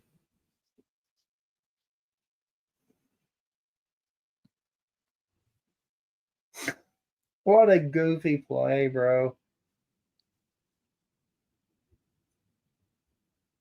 Dude, what's he doing? That's terrible. Oh, no, they look offsides, though. I think it was, but I think because he scored it, I don't think it matters. No player touched it for Seattle, so I don't think it matters. I want to go to Mr. Mister's comment. If LAFC gets Griezmann, they'll need to hold up midfielders. I think that would be, if that was the case, I think that would be a Tillman and a O'Brien, right? Yeah. Right? Because they do a lot of dirty work already, and then you put him in there where he can. I think it would be a great combination for them, actually. Man, this game's gonna look a lot different now, man, because the guys scored a win now. It's gonna open back up. Yeah, I think that they're gonna do a lot of different things to try to help open or try to change this formation of what they do. I think that they're gonna run it 4-2-3-1 if they sign Griezmann and have him play as a hybrid 10, hybrid second striker, and they'll probably have O'Brien and probably Tillman start behind him.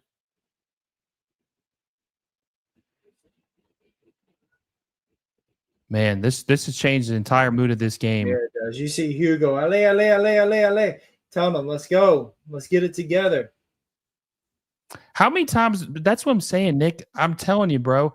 Several times this season, Hugo Lloris has had his defense totally fail him, bro. And that's why they've conceded some of these goals. And on the stat sheet, you're going to see this game and be like, okay, it was 1-1. What happened? But, obviously, if you look, you'll see that Chanot scored his own goal. But, like, what the hell is he supposed to do? Yeah, last game was Hollingshead scored on us. Yeah, dude, that was crazy. Yes, exactly. Dude, this is becoming a damn issue, trend, man. Yeah, no, it is. Like, that was just piss poor, bro. Like, what in the hell were we doing? I think it's going to be Mr. Krabs, a loyal listener of the show, says, I think it's going to be the New York Red Bulls and one of the LA teams in the MLS Cup final. No matter what the sport, LA versus New York is always money. I agree. That's definitely a good, having your two biggest media markets. Only problem with that comment is he said LA teams, and there's only one team in LA. There's two California teams. There's only one team in LA. So I appreciate it. Carson is in LA County, though, right? They're Carson. Mm-hmm. They're in Carson, California. Jeffrey Barber says, I like Atlanta United versus LA Galaxy. Got another person saying LA Galaxy in the final. Yeah, I mean, we'll see what happens. I'm very curious to see what the Galaxy do tomorrow in their match against Minnesota United, which I don't know if you saw that, Nick, but Minnesota United put me in their promo video blasting me because I said that Minnesota United was going to get swept by RSL. So they they put the clip of me saying that in there. So when they do that, like a day or two ago. I didn't see it. Not the best thing to be in there for, but it I is didn't what it see is, it. man. I didn't see it. Mr. Kraft says he can't show the game, or his MLS will take his channel. Yeah, I can't stream the actual game. I can just show you the scoreline and we'll watch together and enjoy the match and see what happens. Showing Will Ferrell in the building goes to every game though, right? Every home game. Looks like Yaymar's hurt right now. Let's see. Rava Holman says, "Let's go Sounders." Interesting. Humberto Zapata says, "I'm a LAFC fan. Carson is in LA County." No, stop it. What are your thoughts if LAFC managed to sign CR7? Look, No, man, the Cristiano Ronaldo dream is done with. He's not no. coming to MLS. That ship has sailed. He had an opportunity to come here, uh, honestly, the last 6 years, and he's declined every time. He's making too much money in Saudi Arabia, and honestly, And we don't want him. I wish he Nope. would have came to MLS. Honestly, I do think that's a missed opportunity because he's obviously bilingual. He can speak English fluently, so he could do a lot of interviews and really you could put his face everywhere. And he's a big name, man. He's got a huge following, but that ship has sailed. He's never coming to MLS. Yeah. No, I mean, if you've seen what he did to Juve and their books, it's something that you really don't want with your team. And then, as much as I've liked to watch him play, the last few years of him has not been the same. He is not the same player. He demands a lot and doesn't deliver a lot. That's just as true as I can be. He's I the mean, PK king, man. huh? He's the penalty kick king. That's all he does is score I penalties. mean, it's the truth, man, and I'm not hating on him, but it's the absolute truth. Like he expects so much from all the other players, but when it's him not doing it, it's always someone else's fault. And it's like, yo, what? Like, how did that even happen? You look at what he did with Juve, though. Oh, bro, like he really put Juve hardcore bad in the books. You know So what's crazy about that though is that when he went to Juve, people were like, "Man, how do you pay 100 million euros for a dude who's 33?" But Nick, here's the crazy part, man. He played at Juve for 3 years. That was the quickest. That is the quickest and most forgettable 3 years I think I've ever seen. It's you almost forget he ever played there. It almost feels like he went from Madrid back to Manchester United and then to Saudi Arabia.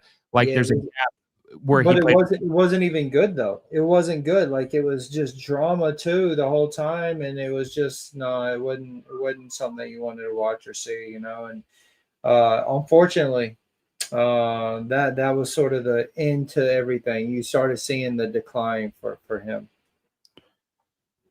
Yeah, I don't think he's ever come to MLS. I had a question for Mister because he's obviously loyal listener to the show. He lives in the UK. I'm curious how he got into MLS and how long he's been watching Major League Good Soccer question. because we have some fans across the pond. Ooh, close header there by Jordan Morris. I'm curious how he became a fan of MLS. Let's see. Scotty says he scored the most goals any Juve has in a decade. It's MLS. I'm sure V7 will be gone. I'm not sure what you mean by that.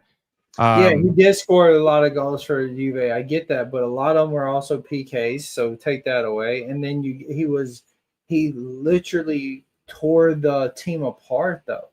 So they went from winning the first year, then a decline to even a worse decline the third year. And I mean, so laugh about it all you want, bro. Like, go back and watch it. He had people behind him really pushing for him the first year, giving him the ball, giving the ball, giving the ball. Second year, demanding. Third year, he wanted it all, and then wanted to walk out halfway through the season. It just got worse and worse, and he took every penalty kick there was. yeah, I think his stats can be very misleading.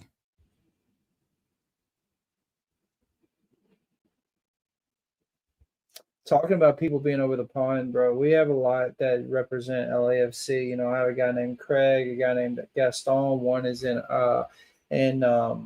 Uruguay, right?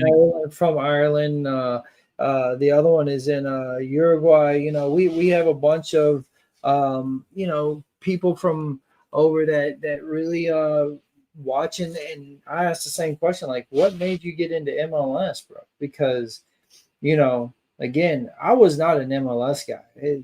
I was not an MLS guy until I knew that in 2014, when I knew that LAFC was going to be becoming a team. I started paying more attention to MLS. My whole thing was I was more of a City Eye guy, and that's all I really cared about. I would watch Premier and I would watch other leagues, League One, but you know, MLS was not one that I cared to watch. You know what I'm saying? Living in LA, I just did not care to watch it. I just couldn't get behind the whole Galaxy thing. I thought it was cool whenever Beckham got there. It was awesome to see what was happening. But yeah, man, like it was what you got there? Oh, we got a bunch of looks like a friend of the show, Eli Lester, says, have a great rest of your watch long, brother. Appreciate you for stopping by. Looks like he sent over a couple of his loyal followers to show us some love. Rocky says, sending love from Eli Lester's stream. Jay says, Eli says hi. Carlos says, oil up from Eli.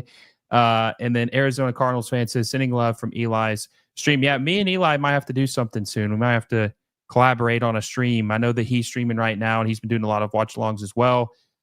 Great content, so make sure you check him out. Need to do something with him in the future. So I appreciate him stopping by and sending some of his followers over here to check us out. And he sent you money.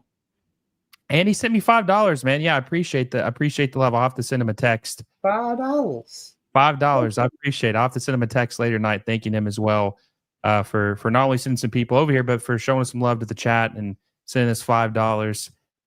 So I appreciate it, man. Mr. says, I got into MLS, which is just the question we asked him, our follower from the UK. He says, I got into MLS because of some American exchange students when I was helping coach the university team, and they got me watching all things CONCACAF. Huh. Love to hear it, man. Love to hear it, man. Love to hear it. I mean, that's awesome. That's awesome. Now, Mr. I can't remember. Do you have a team? I know you watch a lot of Miami and you just watch the league in general. Do you have an LAFC fan? I don't think he is, man. I think he hates LAFC. Well, he calls Carson. Yeah, you got him tripping up. There's a way to avoid that, though. Just call them the Galaxy. Don't call him Carson. Call him Carson. Remember, you said, you hear me saying it. I remember this vividly. You said, our Nick has really made it where I say this. It just slips out. It's easy off the tongue. It is.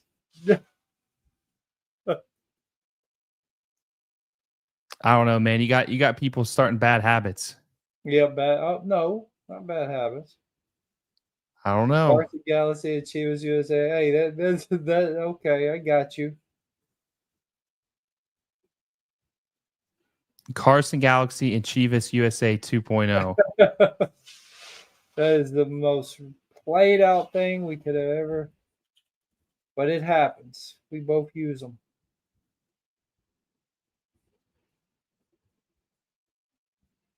Sorry, I'm going over to Eli's stream, showing him some love.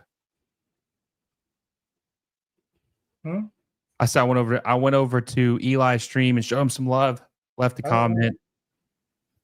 Cute Kenny says, I'm from Hawthorne. I don't take Carson as an insult. See? There it is. It ain't supposed to be. Hey, man, honestly, Miami's not playing in Miami, right? Of course. They're not even playing in Dade County. They're playing in Fort Lauderdale, Broward County. So Fort Lauderdale is awesome, by the way. I don't know if you've ever been there, but it's awesome. And they will be playing in Miami. That's where it's going to be built at. So what's the problem? It's just taking a minute. Ooh, close. Ooh. Hot Black says, I'm English. They used to show MLS on TV back in the day when they were doing those running penalties. I haven't watched on the regular since, though. I'm assuming you mean you haven't watched Are you saying you haven't watched MLS regularly since the run PKs, or since they left regular channels, or just, regular ESPN, Fox Sports, whatever it may be? Mr. Krabs says, anyone used to think when Chivas joined MLS that the Liga MX team was joining. I don't know. I wasn't really watching MLS as much. Ooh, studs on the thigh, man. Ooh, he That's slid tough. right under him though. There was nothing he No, could do. no, no, no. That would be tough though. That wouldn't feel good, man. That'd be Oh, are hurting you pretty kidding bad. me? It ripped his shorts, bro. No, for sure. Um, Mr. says, I'm a neutral, really supporting Arsenal already. Almost gives me a heart attack most weeks, but I have a soft spot for New York Red Bulls just because of Thierry Henry. There it is. Respect, man. Thierry Henry, man, legend. I actually, what sucks though, Nick, is I made a video on Thursday night talking about 5 coaches that I could see replacing Tata Martino at Miami, man. I made this video. It was like 17 minutes long. 5 coaches who I realistically thought could replace him. I had Thierry Henry on that list. I literally had to delete it. Couldn't upload it because they announced Javier Mascherano the next morning. So the video was irrelevant. Fair. Man, it took me like 2 hours to make that video too, which is crazy. Yeah, that sucks. Mister, he has to be stoked in with the way that New York Red Bulls are playing right now. I mean, that's look at you, bro. You have a team that's really rolling, beating NYCFC, a rival. And yeah, man, that's awesome. I love to hear stories like that, right? I mean, and yet he's still here with us. LAFC against Seattle, just because he's a loyal follower to you, and then because he just loves the sport in general, right? He's a coach. He's someone that has watched and listened and learned about MLS more. Really a Premier League guy. I mean, you love to hear that stuff. I mean, that's what MLS should be. That's the type of fans that we do want to start attracting, is other ones that, real fans, not none of these as we all like to call them, plastic fans or fair weather fans, because we're having all these new clubs come out, and oh, it's cool for a minute. No, you want to stay around for the hard times too. You know what I'm saying? So I like that. Let's see. I think it's the real Aquino says, although I'm a Miami fan, LAFC is starting to grow on me. Right Wonder on. if that's a Nick. Hey. Could be. Hey, listen, this isn't just a obviously you brought some of your LAFC fans list, man, but it's like you might be converting some of these dudes to support your team. Hey, man, I appreciate that. And I'm probably turning some away too, and I'm okay with that too. It's all in fun. It's all in fun. Whoever's supposed to stay, stays. Yeah, that's right. Let's see. Hot Black says, yeah, they showed MLS for a few years on the UK terrestrial TV. I catch a game now and again since then. Yeah, Okay. Apple TV, that's where it's all at now. Ask him a question. I want to know, does he catch them on Apple? Is he a person that has Apple TV and is interested in watching the MLS on Apple TV? And I wonder if Mr. does too, because this is a talk of the, what we have. Is this Apple deal a big deal? Is it as big as what we all believe it is, right? Because we were ones that didn't know where the games were going to be. We would have to watch some of these games on YouTube. And you remember, Will, it was like this whole thing. And when Apple came out, we all thought it was the best thing ever. And I just remember asking like my guy in Uruguay and Craig and them, like, how big of a deal is this for your friends and your people? Like, now that it's on Apple TV, is this something that they're going to subscribe to? And I wonder if Mr. and Hot Black, I wonder if they subscribed to the Apple TV and for the MLS package. Yeah, I just made a video about how I thought the deal was kind of a flop at the moment. But for people like them, it is good because they have a place where they can watch all the games, don't have to worry about blackouts. So, Mr. I know definitely has MLS season pass. He told me that he had before, so he can watch all the games. But domestically, the deal is just not doing very well. And they have to do something to get more people, give people a reason why they want to sign up. people like someone like you that's a diehard and wants to watch the league, or like me who's gonna, just wants to watch as many teams as possible, we're guaranteed to sign up. But there's not enough of us out there. There's not enough of us. They haven't got enough casuals or giving them a reason. Messi is not going to sell what you need.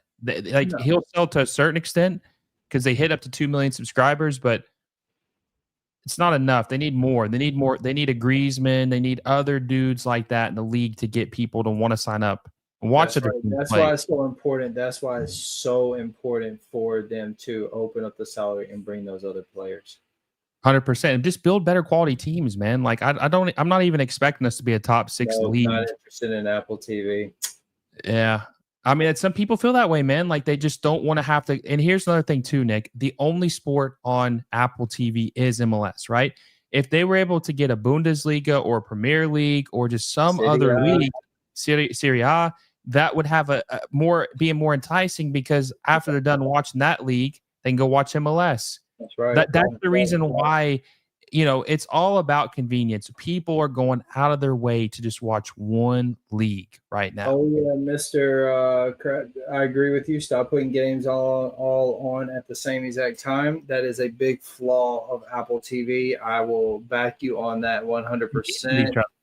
It pisses me off that they only have 2 sections of games and all play at one or the other, and you have to. It just is absolutely ridiculous. You have to have your TV, your pad, and your computer going all at the same time just to watch. It's stupid. I agree. No, they need to spread it out better, and they need to have an early game, an afternoon game, and a night game. They need to have, honestly, the windows they need to have. I'm not saying every team spread it out like this, but they need to have a 1 o'clock game, a 4 o'clock game, a 7 o'clock game, and a 10:30 game every week. I actually would like them to have a Friday night lights game. They can do that too. You just said for Saturday, and then have a Sunday morning and then a Sunday night game, and then one highlight of a Monday, almost like like how sick would that be, bro? I agree completely. Hey guys, listen, we got 52 of you in the chat. There's 10 minutes left in this game. It's looking like it's probably gonna go to penalties. Like the stream down below if you haven't already. Subscribe to the channel. We are 5 subscribers away from 4,700. Let's get that number tonight. We're only 5 away. I know we can do it. So hit that subscribe button if you haven't already, and hit that little bell notification so you never miss any of the videos or the live streams. I appreciate all the support you've shown me and coming out here and joining me and Nick for this game. It's going to be an interesting finish and see what happens. Hot Black says, seems mad they took it away from the casuals and new people. That is the big issue. My big concern with it was that they didn't pay MLS enough money to only have it exclusively on Apple. They didn't pay them enough to make it a good deal, Nick. Now they do have a linear deal where they're supposed to show 34 games a year on FS1, but you don't ever know what the hell game they're showing. It's completely random. They don't promote it at all. And that's the problem with the deal, man. There's just no promotion whatsoever for this league. I barely saw any promotion this week for the games. I barely saw any promotion, man. The only reason is because we're plugged in. Yeah. Mr. said the same thing. They don't promote it good enough. He says, "Yep, I'm watching it. I'm watching on Apple TV. I have actually subscribed, and I've said it to Will and a comment on one of his other videos that they need to promote it better." Yeah, their promotion, not just MLS, but Apple is terrible. It's embarrassing. They don't do a good enough job of letting people know when these games. I got one alert today. I got an alert at I want to say it's around 5 o'clock, telling me that the Red Bulls game was going to be on. Red Bulls, New York LAFC, but I didn't get an alert for this game. Oh, I did. I didn't get an alert. Yeah, you have it set, but the casuals, they need to be getting more casual people linked up with this. Ooh. There it is. Shit. Let's see. He says, the real Aquino says, sometimes it overlaps with other leagues matches. Almost had to pick either Real Madrid or MLS. Yeah, that's a hard one to pick through, isn't it? Yeah, no, I agree. I agree. And you know what sucks too, though, man? This is what pisses me off. And I talked about this in my calendar video. This is the most important part of the season. And they're out here competing with college football. Tomorrow they got games on during the NFL. If this was the new calendar, they would be competing with hockey and basketball and regular season baseball, which no one really cares about anyway. But they're competing with the juggernauts right now. They're competing with football and they're competing with college football and the NFL. And you're going to lose that battle every time. Like the fact that they're playing a game tomorrow, Nick, at 3:00, that's literally the prime time of the NFL, bro. They're not winning that. No. 3:30 tomorrow for Orlando City and Atlanta United, and then 6:00 for the LA Galaxy, Minnesota United live stream. It's just, I cannot wait for this calendar change, man. I cannot wait for it. Mr. says, and they need more stars to make it a stronger product. Yes, they need LAFC to have a Griezmann, so that way casuals even if you do have a team, give people a reason to want to watch LAFC. Now I know you're going to probably watch them because they're a good team, but if they have Griezmann, it's going to get the casual fan more interested and want to watch them. That's right. Let's see. Martin Cito says, I live in Southern Cal. The Anaheim Ducks moved to a free streaming device with the simulcast on over the air TV. Don't know the financials, but it's great for the fans. Yeah, the league is just, Nick, the league is still just too new, man. I mean, for God's sakes, LAFC has a great fan base, but they're only 7 years old. The league's just not in a good spot yet to where they can have all their stuff on one platform and everybody's going to come. It wasn't ready for that. Yeah. I can understand that. Yeah. Oh man, this last 15 minutes has really been hard to watch. 5 minutes left in the match. It's 1-1. LAFC, Seattle Sounders tied. It will go into extra time before it goes to PKs. If one of these teams can't find the back of the net in the next 5 minutes plus added time. Cute Kenny says, did San Jose can be a threat next year, to be honest? Oh, do we think we can be a threat? Yeah, I mean, with Bruce Arena, I think they definitely can, but they're going to have to spend some more money. Now, Bruce Arena is good at having cheap owners spend money. He did it with the Revolution. They signed Carlos Gil. They signed Gustavo Bo. They signed Adam Busca before he went to, I think it was a French. I think he went to France. But yes, I think that he's going to have him spend money. Hernan Lopez is a really good number 10. I think he will have them competing, and I do think they will finish top 9 in MLS next season. What? Well, in the Western Conference, they'll finish top 9. They'll definitely make the playoffs next year. Man, Bruce Arena, I know he gets a lot of. Bruce Arena is good though. Look, I'm not saying he'll win MLS Cup, but he'll have them be competitive. Like they'll probably be top 9. Mr. Krabs says there's a reason the new season starts like a week after the Super Bowl. Yeah, because they don't want to compete. And they would be competing. This would do so much better if they were playing this in May. The playoffs would be so much better in May. Mateo says Giroux has been a total bust. His production is embarrassing. I think it's too early. Right now, man. Too early, okay? Too early. Let him play in a system that. Oh, what a save by Stefan. Oh.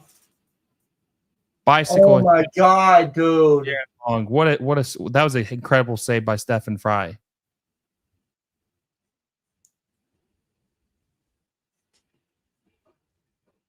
Wow. What are we doing? What are we doing?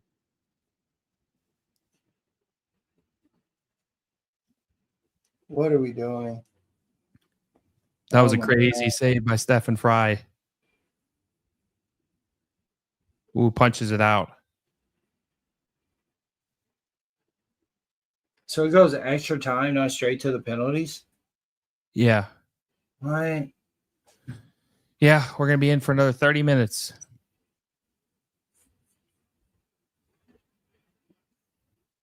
Plus added time for this. So this could be another 7-8 minutes of added time plus 30 minutes plus PKs if they don't score in added time. or extra time. Dude, I'm Unbelievable. not gonna lie to you. This has been an ugly game. Yeah. Not good. And the crazy thing is, too, Nick, right, is that it's not even like the Sounders are beating LAFC. They're beating themselves. Oh, It should be 1-0, 1-0 right now. What are we? Come on. Oh my God. It's getting worse. What are we doing? Mr. What Mister are we says doing? it's okay in the UK. Most games are on Saturday after our domestic games. I can stay up at the weekend, Sunday through Thursday. I can't really because of work. Yeah, I appreciate you've stayed up pretty late on a couple streams with us in the past. I appreciate you doing that, man. Mr. Mister says Giroux really needs a reason to play off his hold up play. He does, man. It's like a piece of the puzzle just isn't there to complete the picture. But they got Kike on here. I think Kike could have opened some things up for him. That was just supposed to be a Kike play. Him and Bogusz obviously are not seeing eye to eye. I mean, what in the... Okay. It's embarrassing. Stephen Fry is known to be a clutch goalie, so watch out. I'm gonna post a clip of his incredible save against Toronto FC in 2016. It's one of the best saves I've ever seen. I'm gonna post it on Twitter tomorrow. Do some throwbacks, some clips from some crazy moments in the past.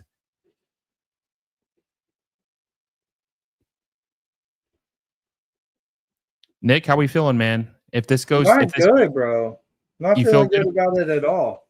You're not feeling good? No, I don't like what I'm seeing at all. I mean, they're arguing on the pitch, not seeing eye to eye, making bad plays, wide open, just can't get it to each other.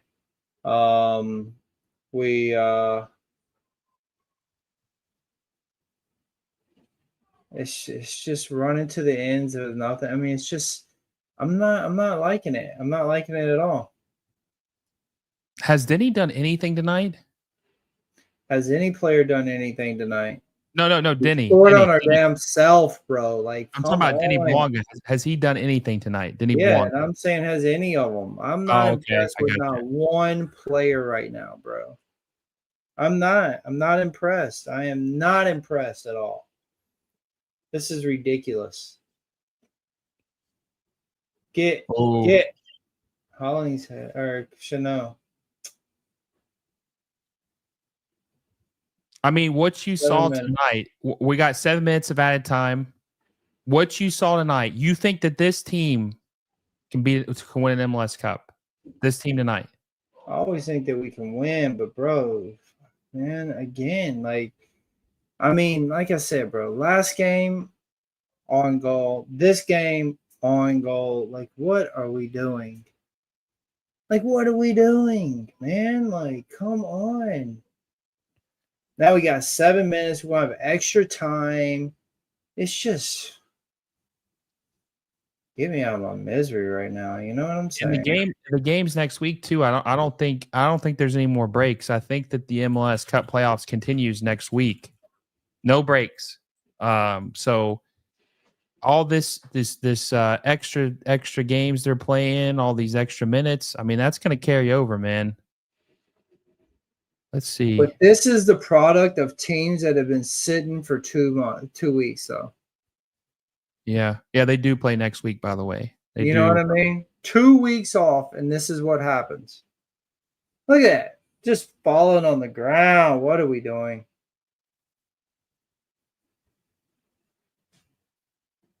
Joe Morris pissed off without no foul called on him.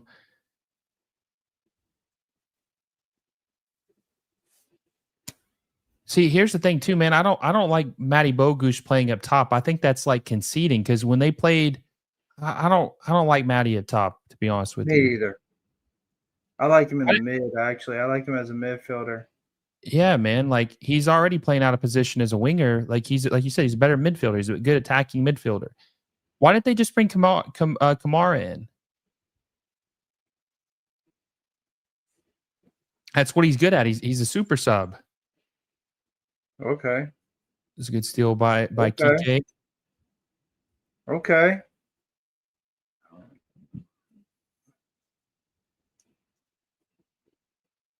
Come on. What are we doing? Resetting. And you can see Seattle. I mean, they're damn near parking the bus right now because they That's would exactly love what they're doing. they'd love for this to go in extra time. Come on, boys. End it right here. 2-1. Let's go. Come on. 2-1 right here.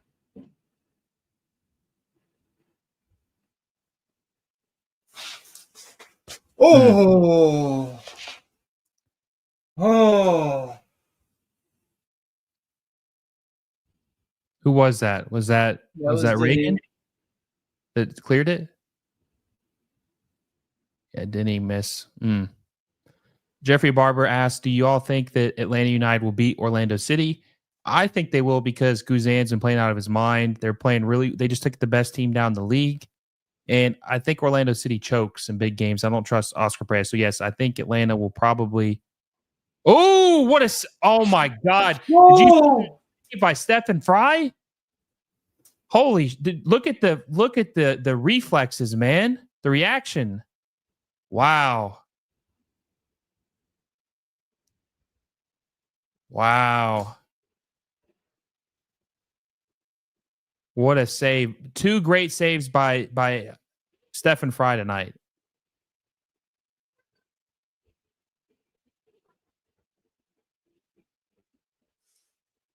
Stephen Fry playing out of his mind. Oh my God, dude. Oh my God, dude. Oh my God. Come on. Wow. What a big play. Nick's right. The break is too long. If the playoffs move to April, May, it won't be a problem anymore. I agree. And they won't be competing for viewership really either. At least in America, won't be really competing with other juggernauts like they are with college football and the NFL. Come on.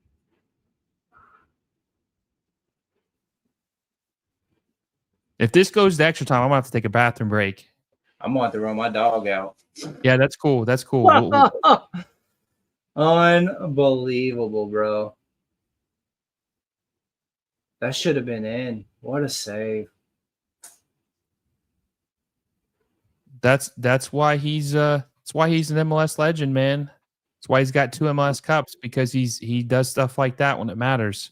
He single-handedly won them the MLS Cup in 2016 with his save on Josie Altidore on the header, bro. One of the best saves I've ever seen. And it does not just MLS, just in general. One of the best saves I've ever seen. Oh. Yeah, that's on ice. Come on. Nice little break. Nice break. Nice break. Ooh. Oh.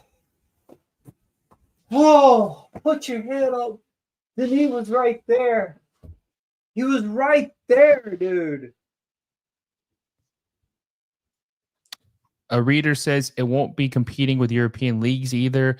I watch European leagues in the morning and MLS later in the day. Yeah, I mean, you make a day out of it, right? Honestly, get that carryover. And if they can get another league on MLS, it will help too. So you can just switch right over seamlessly. Hot Black says, what I want to know is if Guzan stayed pumped enough to win the championship for Atlanta. Man, he's been playing really good. I wish that the national team would give him a call up because of how well he's been playing lately. I think he's been really good. He could be. I think that this is going to be the playoffs of goalkeepers, veteran goalkeepers. All right, hey, listen, let me go use the restroom quick, just real quick, and then I'll let you tap out, and you can go let the dog out. Yeah, I'll be back. Just give me 1 sec, guys. I'll be right back. Just quick bathroom break. Go get you a drink. Go get you something real quick. Get a drink, a refill, get a snack. I'll be back in like 60 seconds.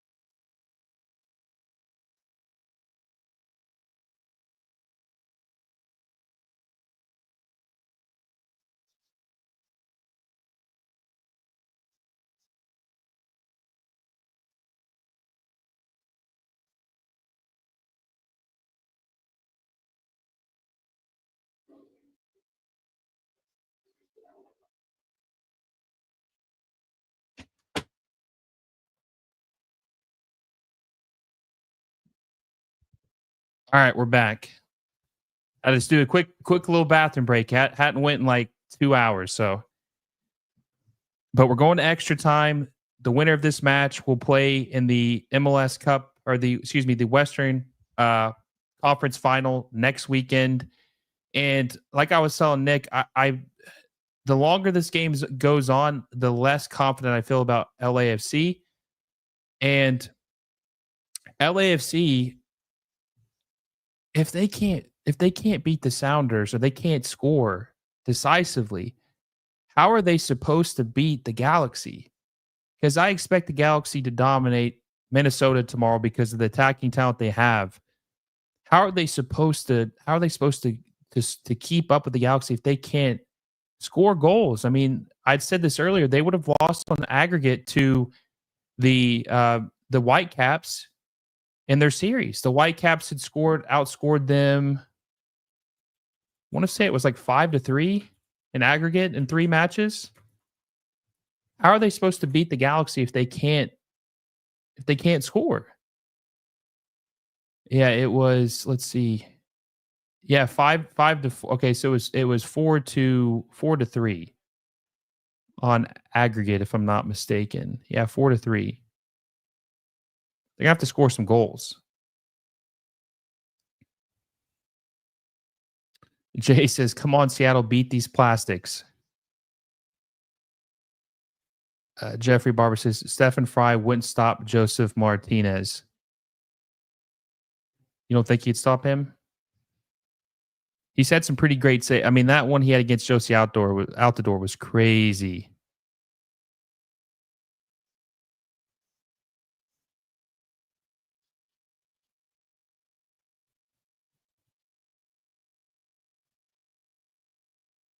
Stephen Fry's got that like cat-like reflexes right now.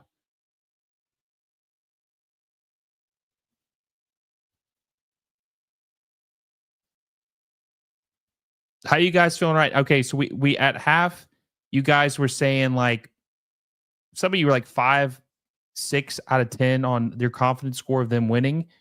What's your confidence score going into extra time of LAFC beating the Sounders? 1 through 10, confidence score heading into extra time. Will they win directly? Will they lose? Or is this game heading for PKs?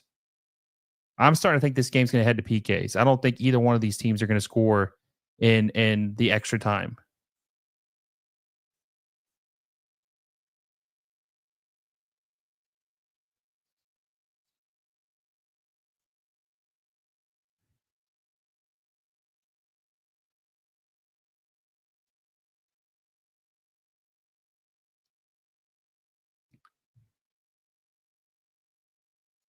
Kenny says, "I'm just happy to be here." I'm happy you're here too, man. Happy you could join us tonight. Oh, good save by Stephen Fry. Tillman on target. Mister says 5, still a coin flip. If it goes to PKs, I don't think LAC is going to win it. I just don't. Jeffrey Barber says if LAFC had Gareth Bell, they would have won, right? I mean, it seems like, hey, not to draw conclusions, but things went downhill when he left. Only got 1 trophy since he left, with the possibility of winning several trophies. Diogo says, "Men, you had got to score those chances." Yeah, I mean, let's look at the stats now. Let's see what they've got. They've got 6 shots on target now, 14 total shots. Total domination in the second half, or the difference in the second half, and just not able to capitalize on them.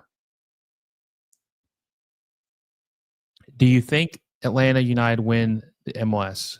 I don't think they're going to win the MLS Cup, but I do think they're going to win tomorrow, and they're going to play the Red Bulls in the Eastern Conference Final. I think they're going to win tomorrow because Orlando City, I just don't think they have enough, honestly. And I think that if they can beat Miami, they can beat anybody. And Guzan's been playing out of his mind. And you've seen tonight with Stephen Fry how much a veteran goalkeeper can make a difference. Stephen Fry has been the difference of why Seattle's even in this game. And if he's been the difference tonight in regular time and in extra time, Don't you think he's going to carry that over into the penalties?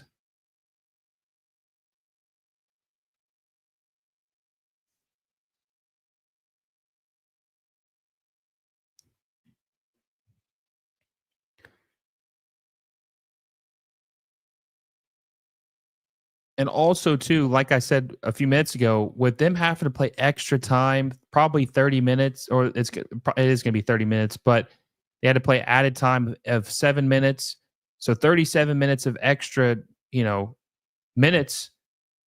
And then they're going to have to probably, I think it's going to go to PKs.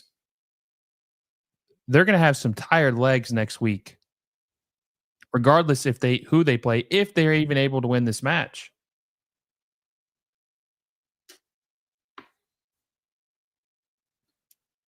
Who will Atlanta United get for their head coach? I think they're going to probably hire Rob Valentino. They're going to keep the interim they're going to remove the interim tag from him, and he'll be the manager.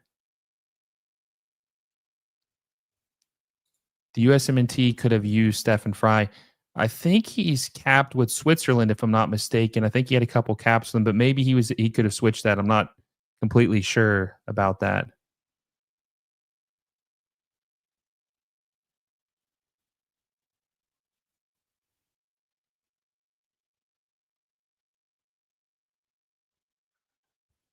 Oh man.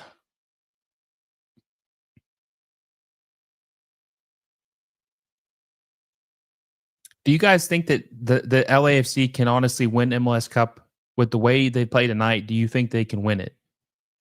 I mean, I just think they're going to struggle, honestly.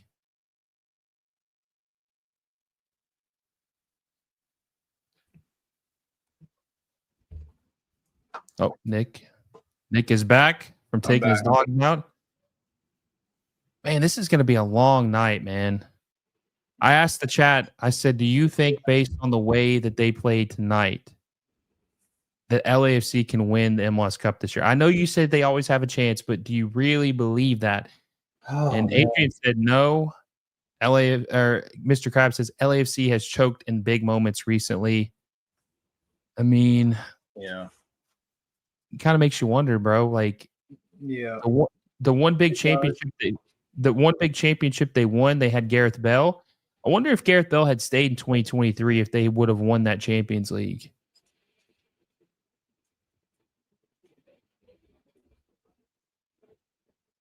He puts his own player down. I mean, look, I think we always have a chance, but yeah, man, what we're seeing right now is not good. It's not good. I don't, look, I'm not going to sit here and sugarcoat it. It is not good.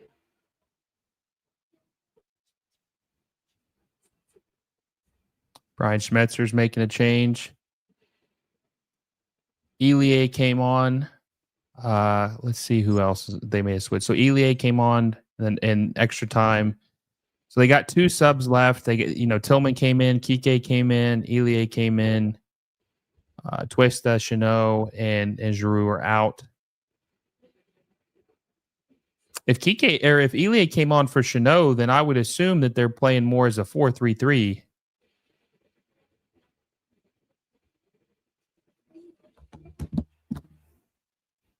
Mr. says, honestly, playing like this, I don't see it, meaning that he doesn't see them winning an MLS Cup with the way they play tonight. I mean, this is just poor. Jeffrey Barber says, no, they will not win the MLS Cup. Seattle and the LA Galaxy will play in the MLS Western Conference final. I mean, I still think they have a chance to win this game. I mean, obviously they do, but the longer it goes on, it's not looking good. No. Look how deep Denny Bong is right now. What the hell is he? Why is he back so deep?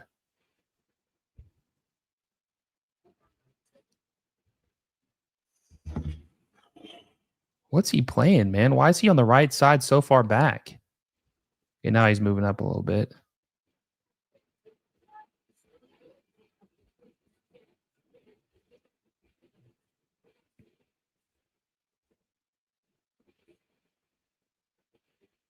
Got 8 minutes left of extra time, or the first part of extra time, and then 15 minutes more in the second part of extra time.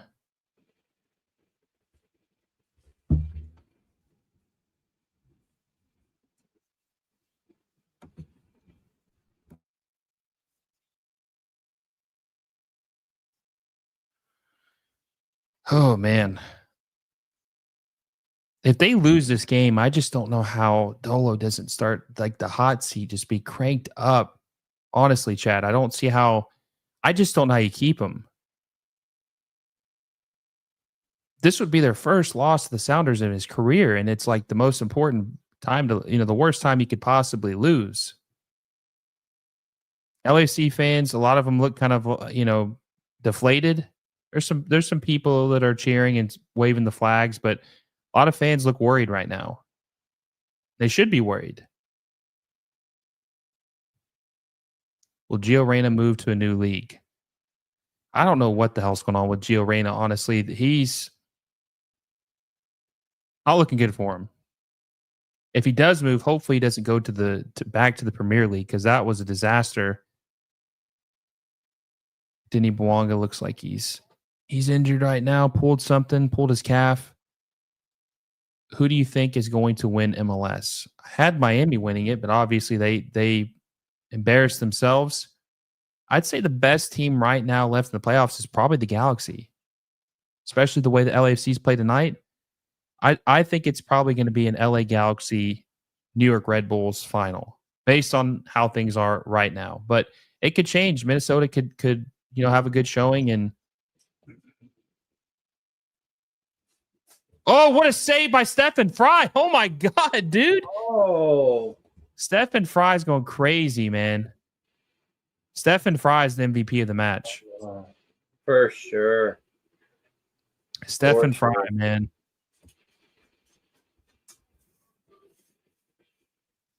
How many key saves has this dude made tonight? 3.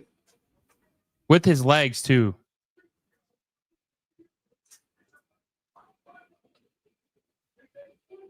Even if they win tonight, Stephen Fry's the MVP of the night. Without him, this would be a blowout. Yep. 3 big saves. 3 big saves. Why are the top? So Mr. Krabs says, why are the top teams getting owned by old goalies in these playoffs? Hey, man, having a veteran goalkeeper, someone experienced, can make a difference. I think I said this in my preview that this is the year of the veteran goalkeepers, and it's proven that that's the case. It's good to have someone in net who's experienced, knows what they're doing. Look at Guzan, look at Stephen Fry, look at Lloris. I mean, these guys are the difference. These guys are the difference.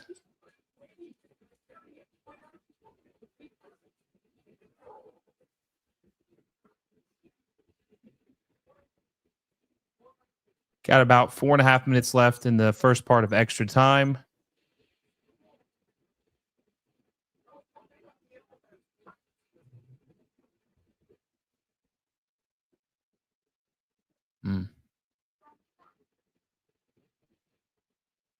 Bro.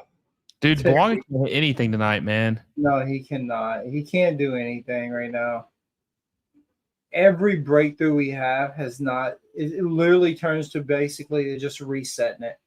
Think about that, right? Like every one that we've had, it ends up just being a reset, and then it's like, here, let me just try to do something. Like both of us, we got a tie. we got a third co-host tonight, by the way. Yeah. She had to come on for a minute and hang out with Dad.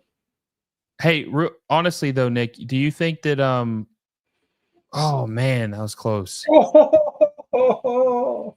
Yo, do you think this is this playoff stretch? Do you think this is the worst stretch of Bouanga's tenure as an LAFC player? These last 4 games? No question about it. The last 4 games have been.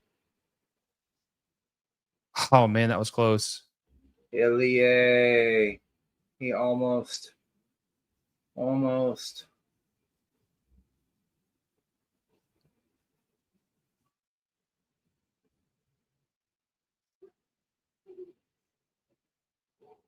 Man. Honestly, like I said, LAFC's just been super unlucky tonight, man. Yeah.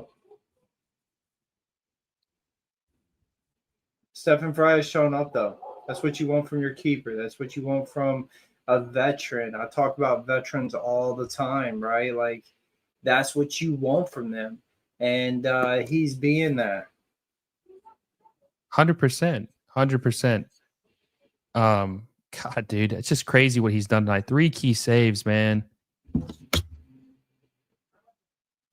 Absolutely playing out of his mind. Hopefully, you know what's crazy? Seattle actually have to decide if they want to bring him back next year, man. Hopefully, I mean, they'd be crazy not to bring Stefan Fry back. They really would be. Let's see. Do you want Inter Miami to sign Neymar? I mean, yeah, I'd love for him to come to Major League Soccer in general or Miami, but if he leaves, he's going back to Santos in Brazil. And my buddy, tactical manager Filippo, he said that was going to happen. He told me that a year ago. He said if he leaves Saudi Arabia, he's going back home to Brazil. He ain't going to Major League Soccer. They told him that they're saving that jersey for him. Saving it, huh? Saving it for him, man. The return. Jeffrey Barber says, what is your favorite Euro League? Well, Nick's is definitely Serie A. I would say mine is probably used to be La Liga before Barca and Madrid kind of not as good as they were back in the Messi Ronaldo days. I'd probably say Serie A as well. It's probably my favorite league to watch. I like the Eredivisie too. Watch my boy Pepe play. Oh, see the stretch by the old man? He laid on the line, bro. On the line. He said, hey, he's going to do it down on the other end. I'm going to do it down here. Dude, that was close. He was ready to risk it for it, man. Let's see. Mr. says, if this ends 1-1, Fry is easily man of the match. I think he's man of the match already, honestly, because without him, it wouldn't even be 1-1. He's playing out of his mind. Brian Santiago says, what is your favorite MX, Liga MX team? Oh, man. I don't know if I have a favorite Liga MX team. Kind of a rivals, you know? Respect for the league, but there are rivals, man. I don't know if I support a team. And Club America obviously has its history. Chivas, let's call it Chivas USA. Chivas Guadalajara obviously has a rich history. I think my favorite Liga MX team is whichever one loses to MLS in the Champions League. That's my favorite one.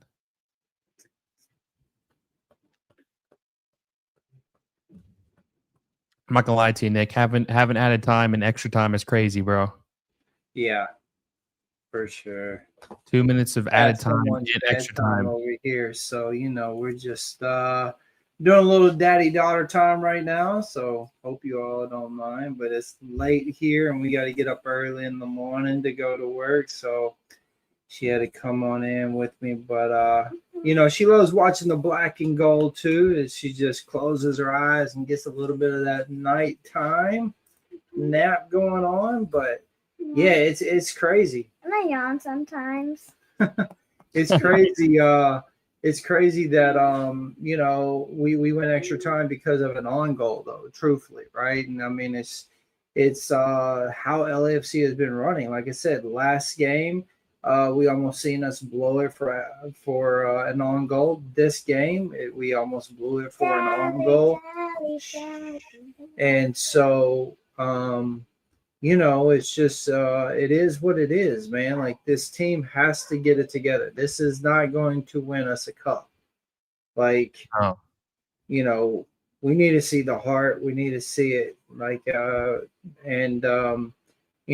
we're out there going through the motions, but as you said, we haven't seen anything from Denis Bouanga.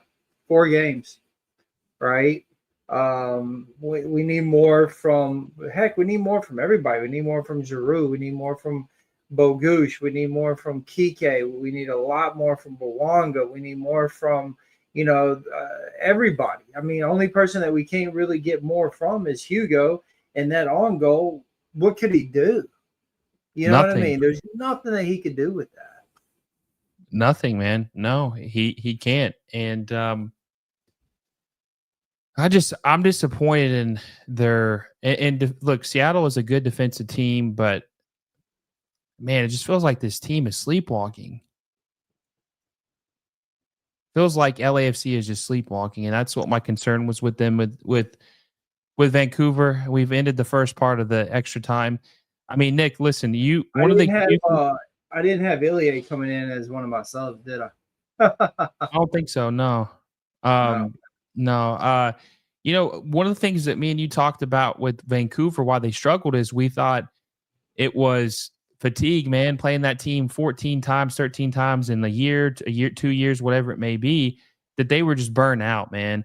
But we're seeing this carry over. They're playing kind of like very, very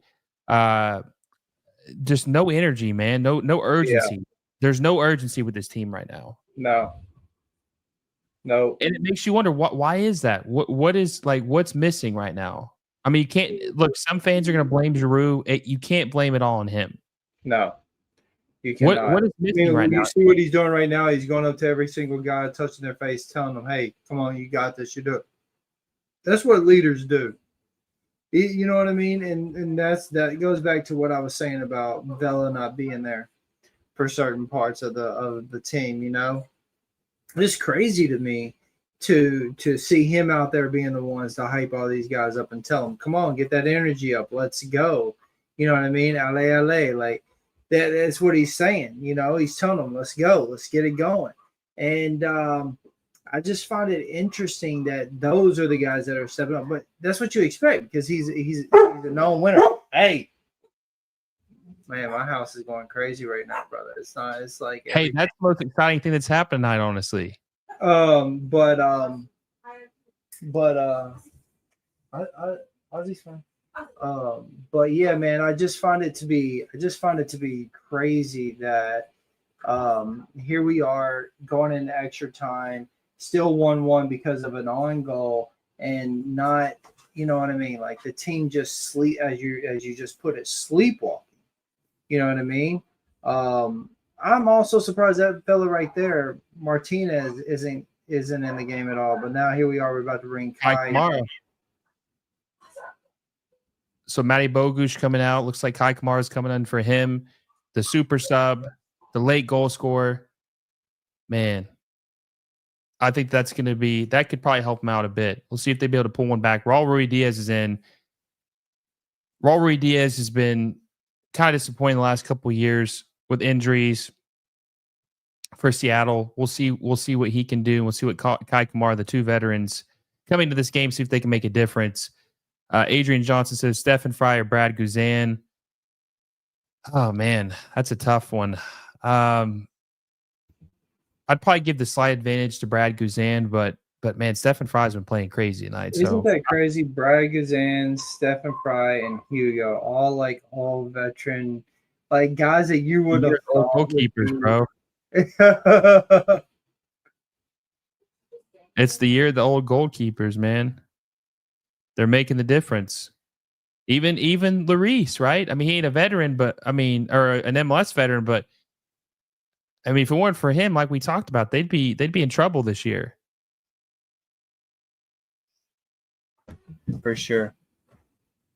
You know what's really crazy is Guzan isn't that much younger than you, bro, and he's still playing. Isn't that crazy? I will watch it. Hey, man. Hey, but he's playing good though. He's playing good. I couldn't play like that. Are you kidding? We're gonna get you in there. My back of my knees would already been gave out. Man, we're gonna get you back there in a tryout next year for LAFC. Yeah, hell no, I won't even make it past freaking.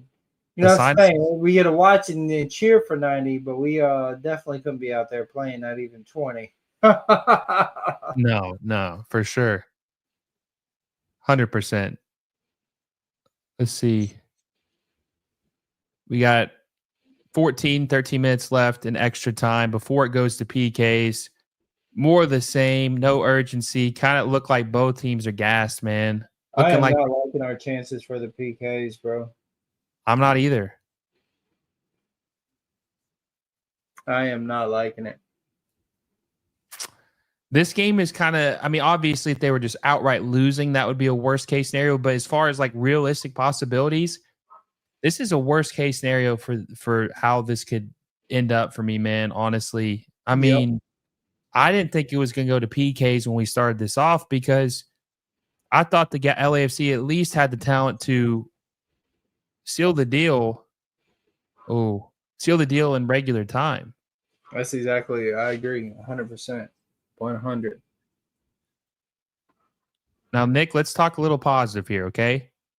Let's say they sneak past, they do win this game, okay? Yeah. What changes are you gonna have to make, bro? Oh, what a save by Lloris. Good Wow. save, Hugo. Good save, Hugo.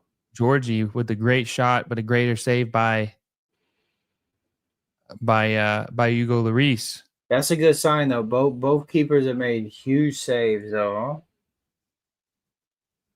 But what are they gonna have to change, man? Because this ain't gonna cut it in the next game. They're gonna have to make some changes. Are they gonna have to? Are they gonna have to either bench Bogusz or Giroud? Because they're gonna have. I feel like they're gonna have to get Kike on the pitch. Or he's not the starter. They're gonna have to move Bogusz back to the midfield. Yeah, I think that. I honestly, I think what they're gonna do. Oh my God, Jordan Morris in extra time. Wow, bro. The turnaround goal by Jordan Morris for the Sounders to take the lead on LAFC 2-1. Wow. Wow. What is happening? Wow. Let's check this out and make sure the goal is good for sure.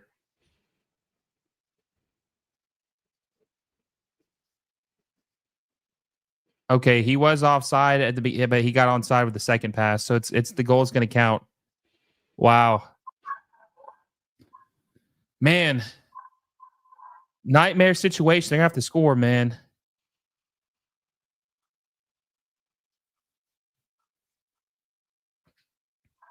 Mr. says, bye, Dolo. Has to be.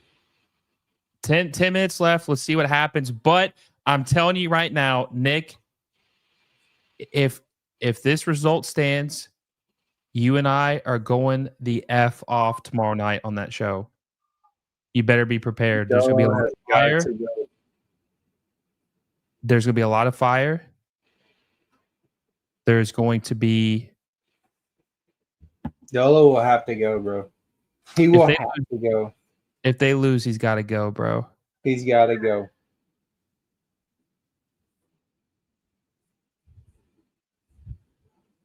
I'm reading him.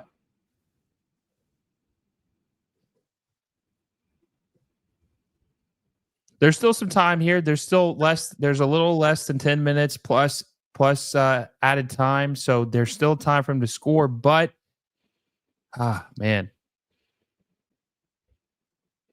I just had a feeling that if this game got down, it was close and ugly, that they had a chance to win. Yeah. So I just wrote in my chat to see what other fans are saying, and I put, is Dolo gone if this stands? And everybody's saying something new has to happen. Right away. Not even a question about it. You know what I mean? Nick, this is the fourth game in a row that LAFC has not looked good in. Even though they did win two games against Vancouver, they did not look good in any of those games. The message isn't resonating with these players, man. No, it's not that. You're right. It's too much. Let's sit and play defense instead of let's press. And I'm telling you, bro, we are a pressing team. We always have been. When we play that style, we're better at it. When we're forward on the forward foot, when we're moving the ball forward, we're a better team. This is bull. This is absolutely bull. I'll be right back. Okay. Mister, we'll save this question for Nick when he gets back. But man, guys, listen, you cannot keep Dolo with this. Every single season he has regressed. He won the MLS Cup his first year. He lost the MLS Cup his second year, which you could say, is that really regressing? I mean, technically it is. You won it for 1 year, you lost it next.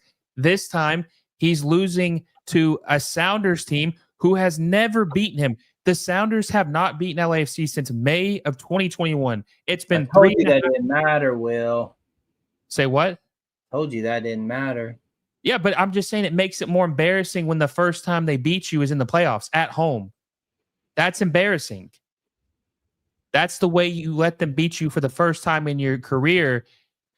That's not good, bro. That's not the good. And I just said this for you when you left. Every year they're regressing. First year, MLS Cup winner. Second year, lost MLS Cup. This year, you're not even making it to the Western Conference final. This team is too good on paper and is too good in talent to do this. I mean, it is. Look, I know there is a coach out there that would have won this game for LAFC. There is a better coach out there for this team than Steve Cherundolo. Steve Cherundolo, honestly, has underperformed with as much talent as he had. He's just not the guy for this job, man. He's not.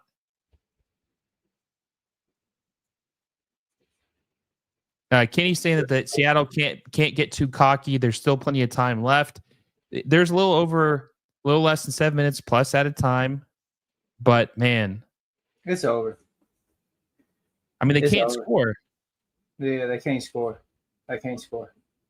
We had some really good looks. Stefan, he took that away from us. We after those. You seen after that last one, you could tell when a team isn't ready when they walk back with their heads down. You know what I mean? Like it's just not good enough, bro. It's just not good enough.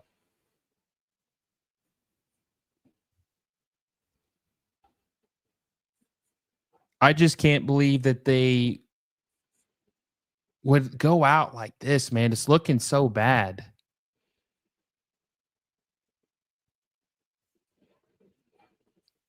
Especially because I thought they were really going to be there was really going to be a El Tráfico Western Conference final to go to the MLS Cup. Who didn't, bro? I mean, everybody thought that, right? Yeah, you know what I'm saying? Who didn't, bro? Oh my God. Mr. asked who I would like to replace Dolo. Yeah. I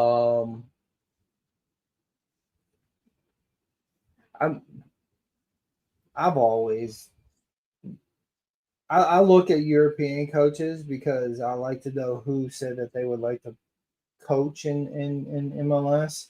So, you know, Jose Mourinho, he said that he would want to coach here, and Antonio Conte, he said he would want to coach in the MLS and stuff. And I know he's at Napoli now, but he is a person that I personally would like to be in MLS coaching.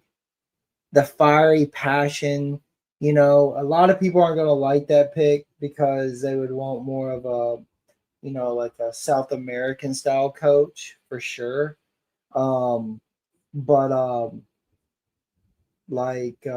know, with us looking at all these, you know, the French national team, and you want really someone that can hold up to that style of play, right? So that's somebody I would like. I would like someone like him. Jose would be cool, but again, he's gonna park the bus and he's out there in Turkey right now, so that ain't gonna be our guy. Yeah, he ain't coming. But to be fair, I'm a Jose Mourinho fan, but he is not the coach for us because we are a team that wants to push, and that's the type of Conte is. He wants people to go forward. He don't really want you sitting back parking the bus. That's just is not his style. You know what I mean? Let me think. Who's a good South American soccer coach that I would like, that I know that the a lot of people would like? Gallardo from River Plate would be a good one. Yeah. Let me think. Hey, why you think of that? Guys, like the stream if you haven't already. We got 64 of you in the chat. As the game continues further, the audience continues to grow. Make sure you like the video down below and subscribe to the channel if you haven't already. Guys, we are 5 subscribers away from 4,700. I know we can hit that tonight. Share with a friend. Tell your friends about the channel. Subscribe if you haven't already. We're going to try to hit 5,000 also by MLS Cup Final Day. I know we're going to do it, especially with your help and support. Also, hit that little bell notification so you never miss any of the videos. I mean, they're going to have options, Nick. This is going to be an How attractive cool job. would it be if they got someone like a Jurgen Klopp type thing? Yeah, he's retired for good, man. He ain't going. I don't think he's retired for good, bro. He won't come because he told Liverpool he is done with coaching for now. So for now, he said also that he wanted to be in MLS at one point. He wanted to coach in MLS at one point. What about what Tex says? Jim Curtin. He just got fired by the union. Jim Curtin would be a great MLS grab. Yeah. It would be a great grab for LAFC. He would do wonders with this team. He would. He really would. And honestly, I could see him fitting in as a good coach for us, to be honest. What if we basically trade? What if they take Dolo and we got Curtin? That'd be interesting. Oh man, if the Union had Dolo, they would be horrible because he's just not I don't think he's that good of a manager. He's good because this team has talent. Oh my God.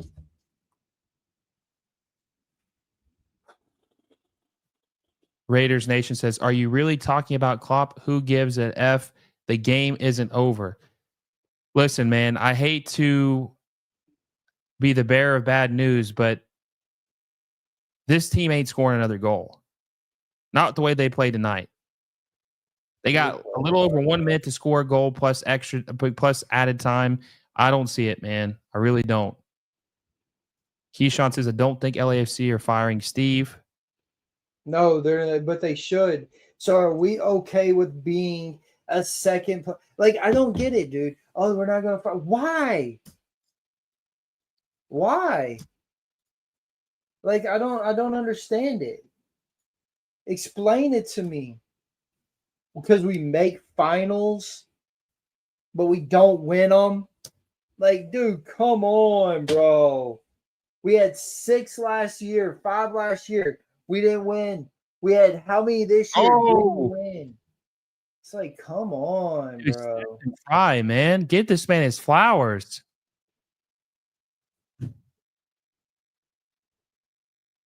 Hasn't aged a bit either. Literally looks exactly the same as he did 10 years ago. Crazy. Oh man. Nick, if they do move off Dolo, if they lose this game, I think they gotta go outside of MLS, bro. Or they gotta go outside of American. Like. That's what I would like. But now again, what I am saying though, I could see them bringing in a Curtin. I could. I'd be okay with that. I would be okay with that. I would prefer them to go outside of MLS. I would like for them to go to Europe and get a good coach. 2 minutes of ad time. Here's the thing though, Nick. Even though this team has had success in the regular season, they only got one trophy. I mean, the U.S. Open Cup, I guess you consider, but it's watered down. They got one MLS Cup trophy in their existence, man, and they could have had probably 2 or 3. They should have had 2 or 3. Should have had 3, and we should have had a CCL, and we should have had a Leagues Cup. Had 2 CCLs, honestly, in the existence and a Leagues Cup. Yes, and I think it's all comes down to coaching, man. Coaching has always the coaching for LAFC has never matched the talent. I think the coaching has always held the team back. Now, if you guys want to get really crazy, which I'm halfway joking when I say this, go hire Miguel Herrera, El Piojo. Go hire him. That'd be crazy, him in LA. That would be a crazy, crazy match. Now, I don't know if that would happen. I don't think that would happen, but that would be an interesting pairing with him in LA. 30 seconds left to try to tie this game up and go to PKs.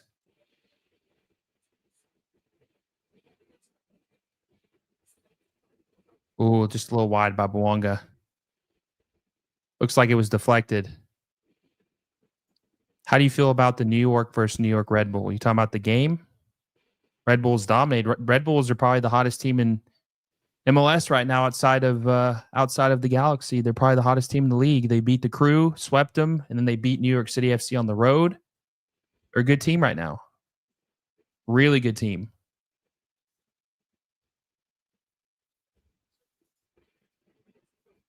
That's game. LAFC have been eliminated from the MLS Cup playoffs in the semifinals, conference semifinals. Man, what a disaster, Nick. What's your? I mean, we're going to talk about this more tomorrow, but what's your instant reaction to that loss? Oh, what did that one say? Always the bridesmaid, never the bride. Yeah, you should just leave that one up there. Yeah, just leave that up there.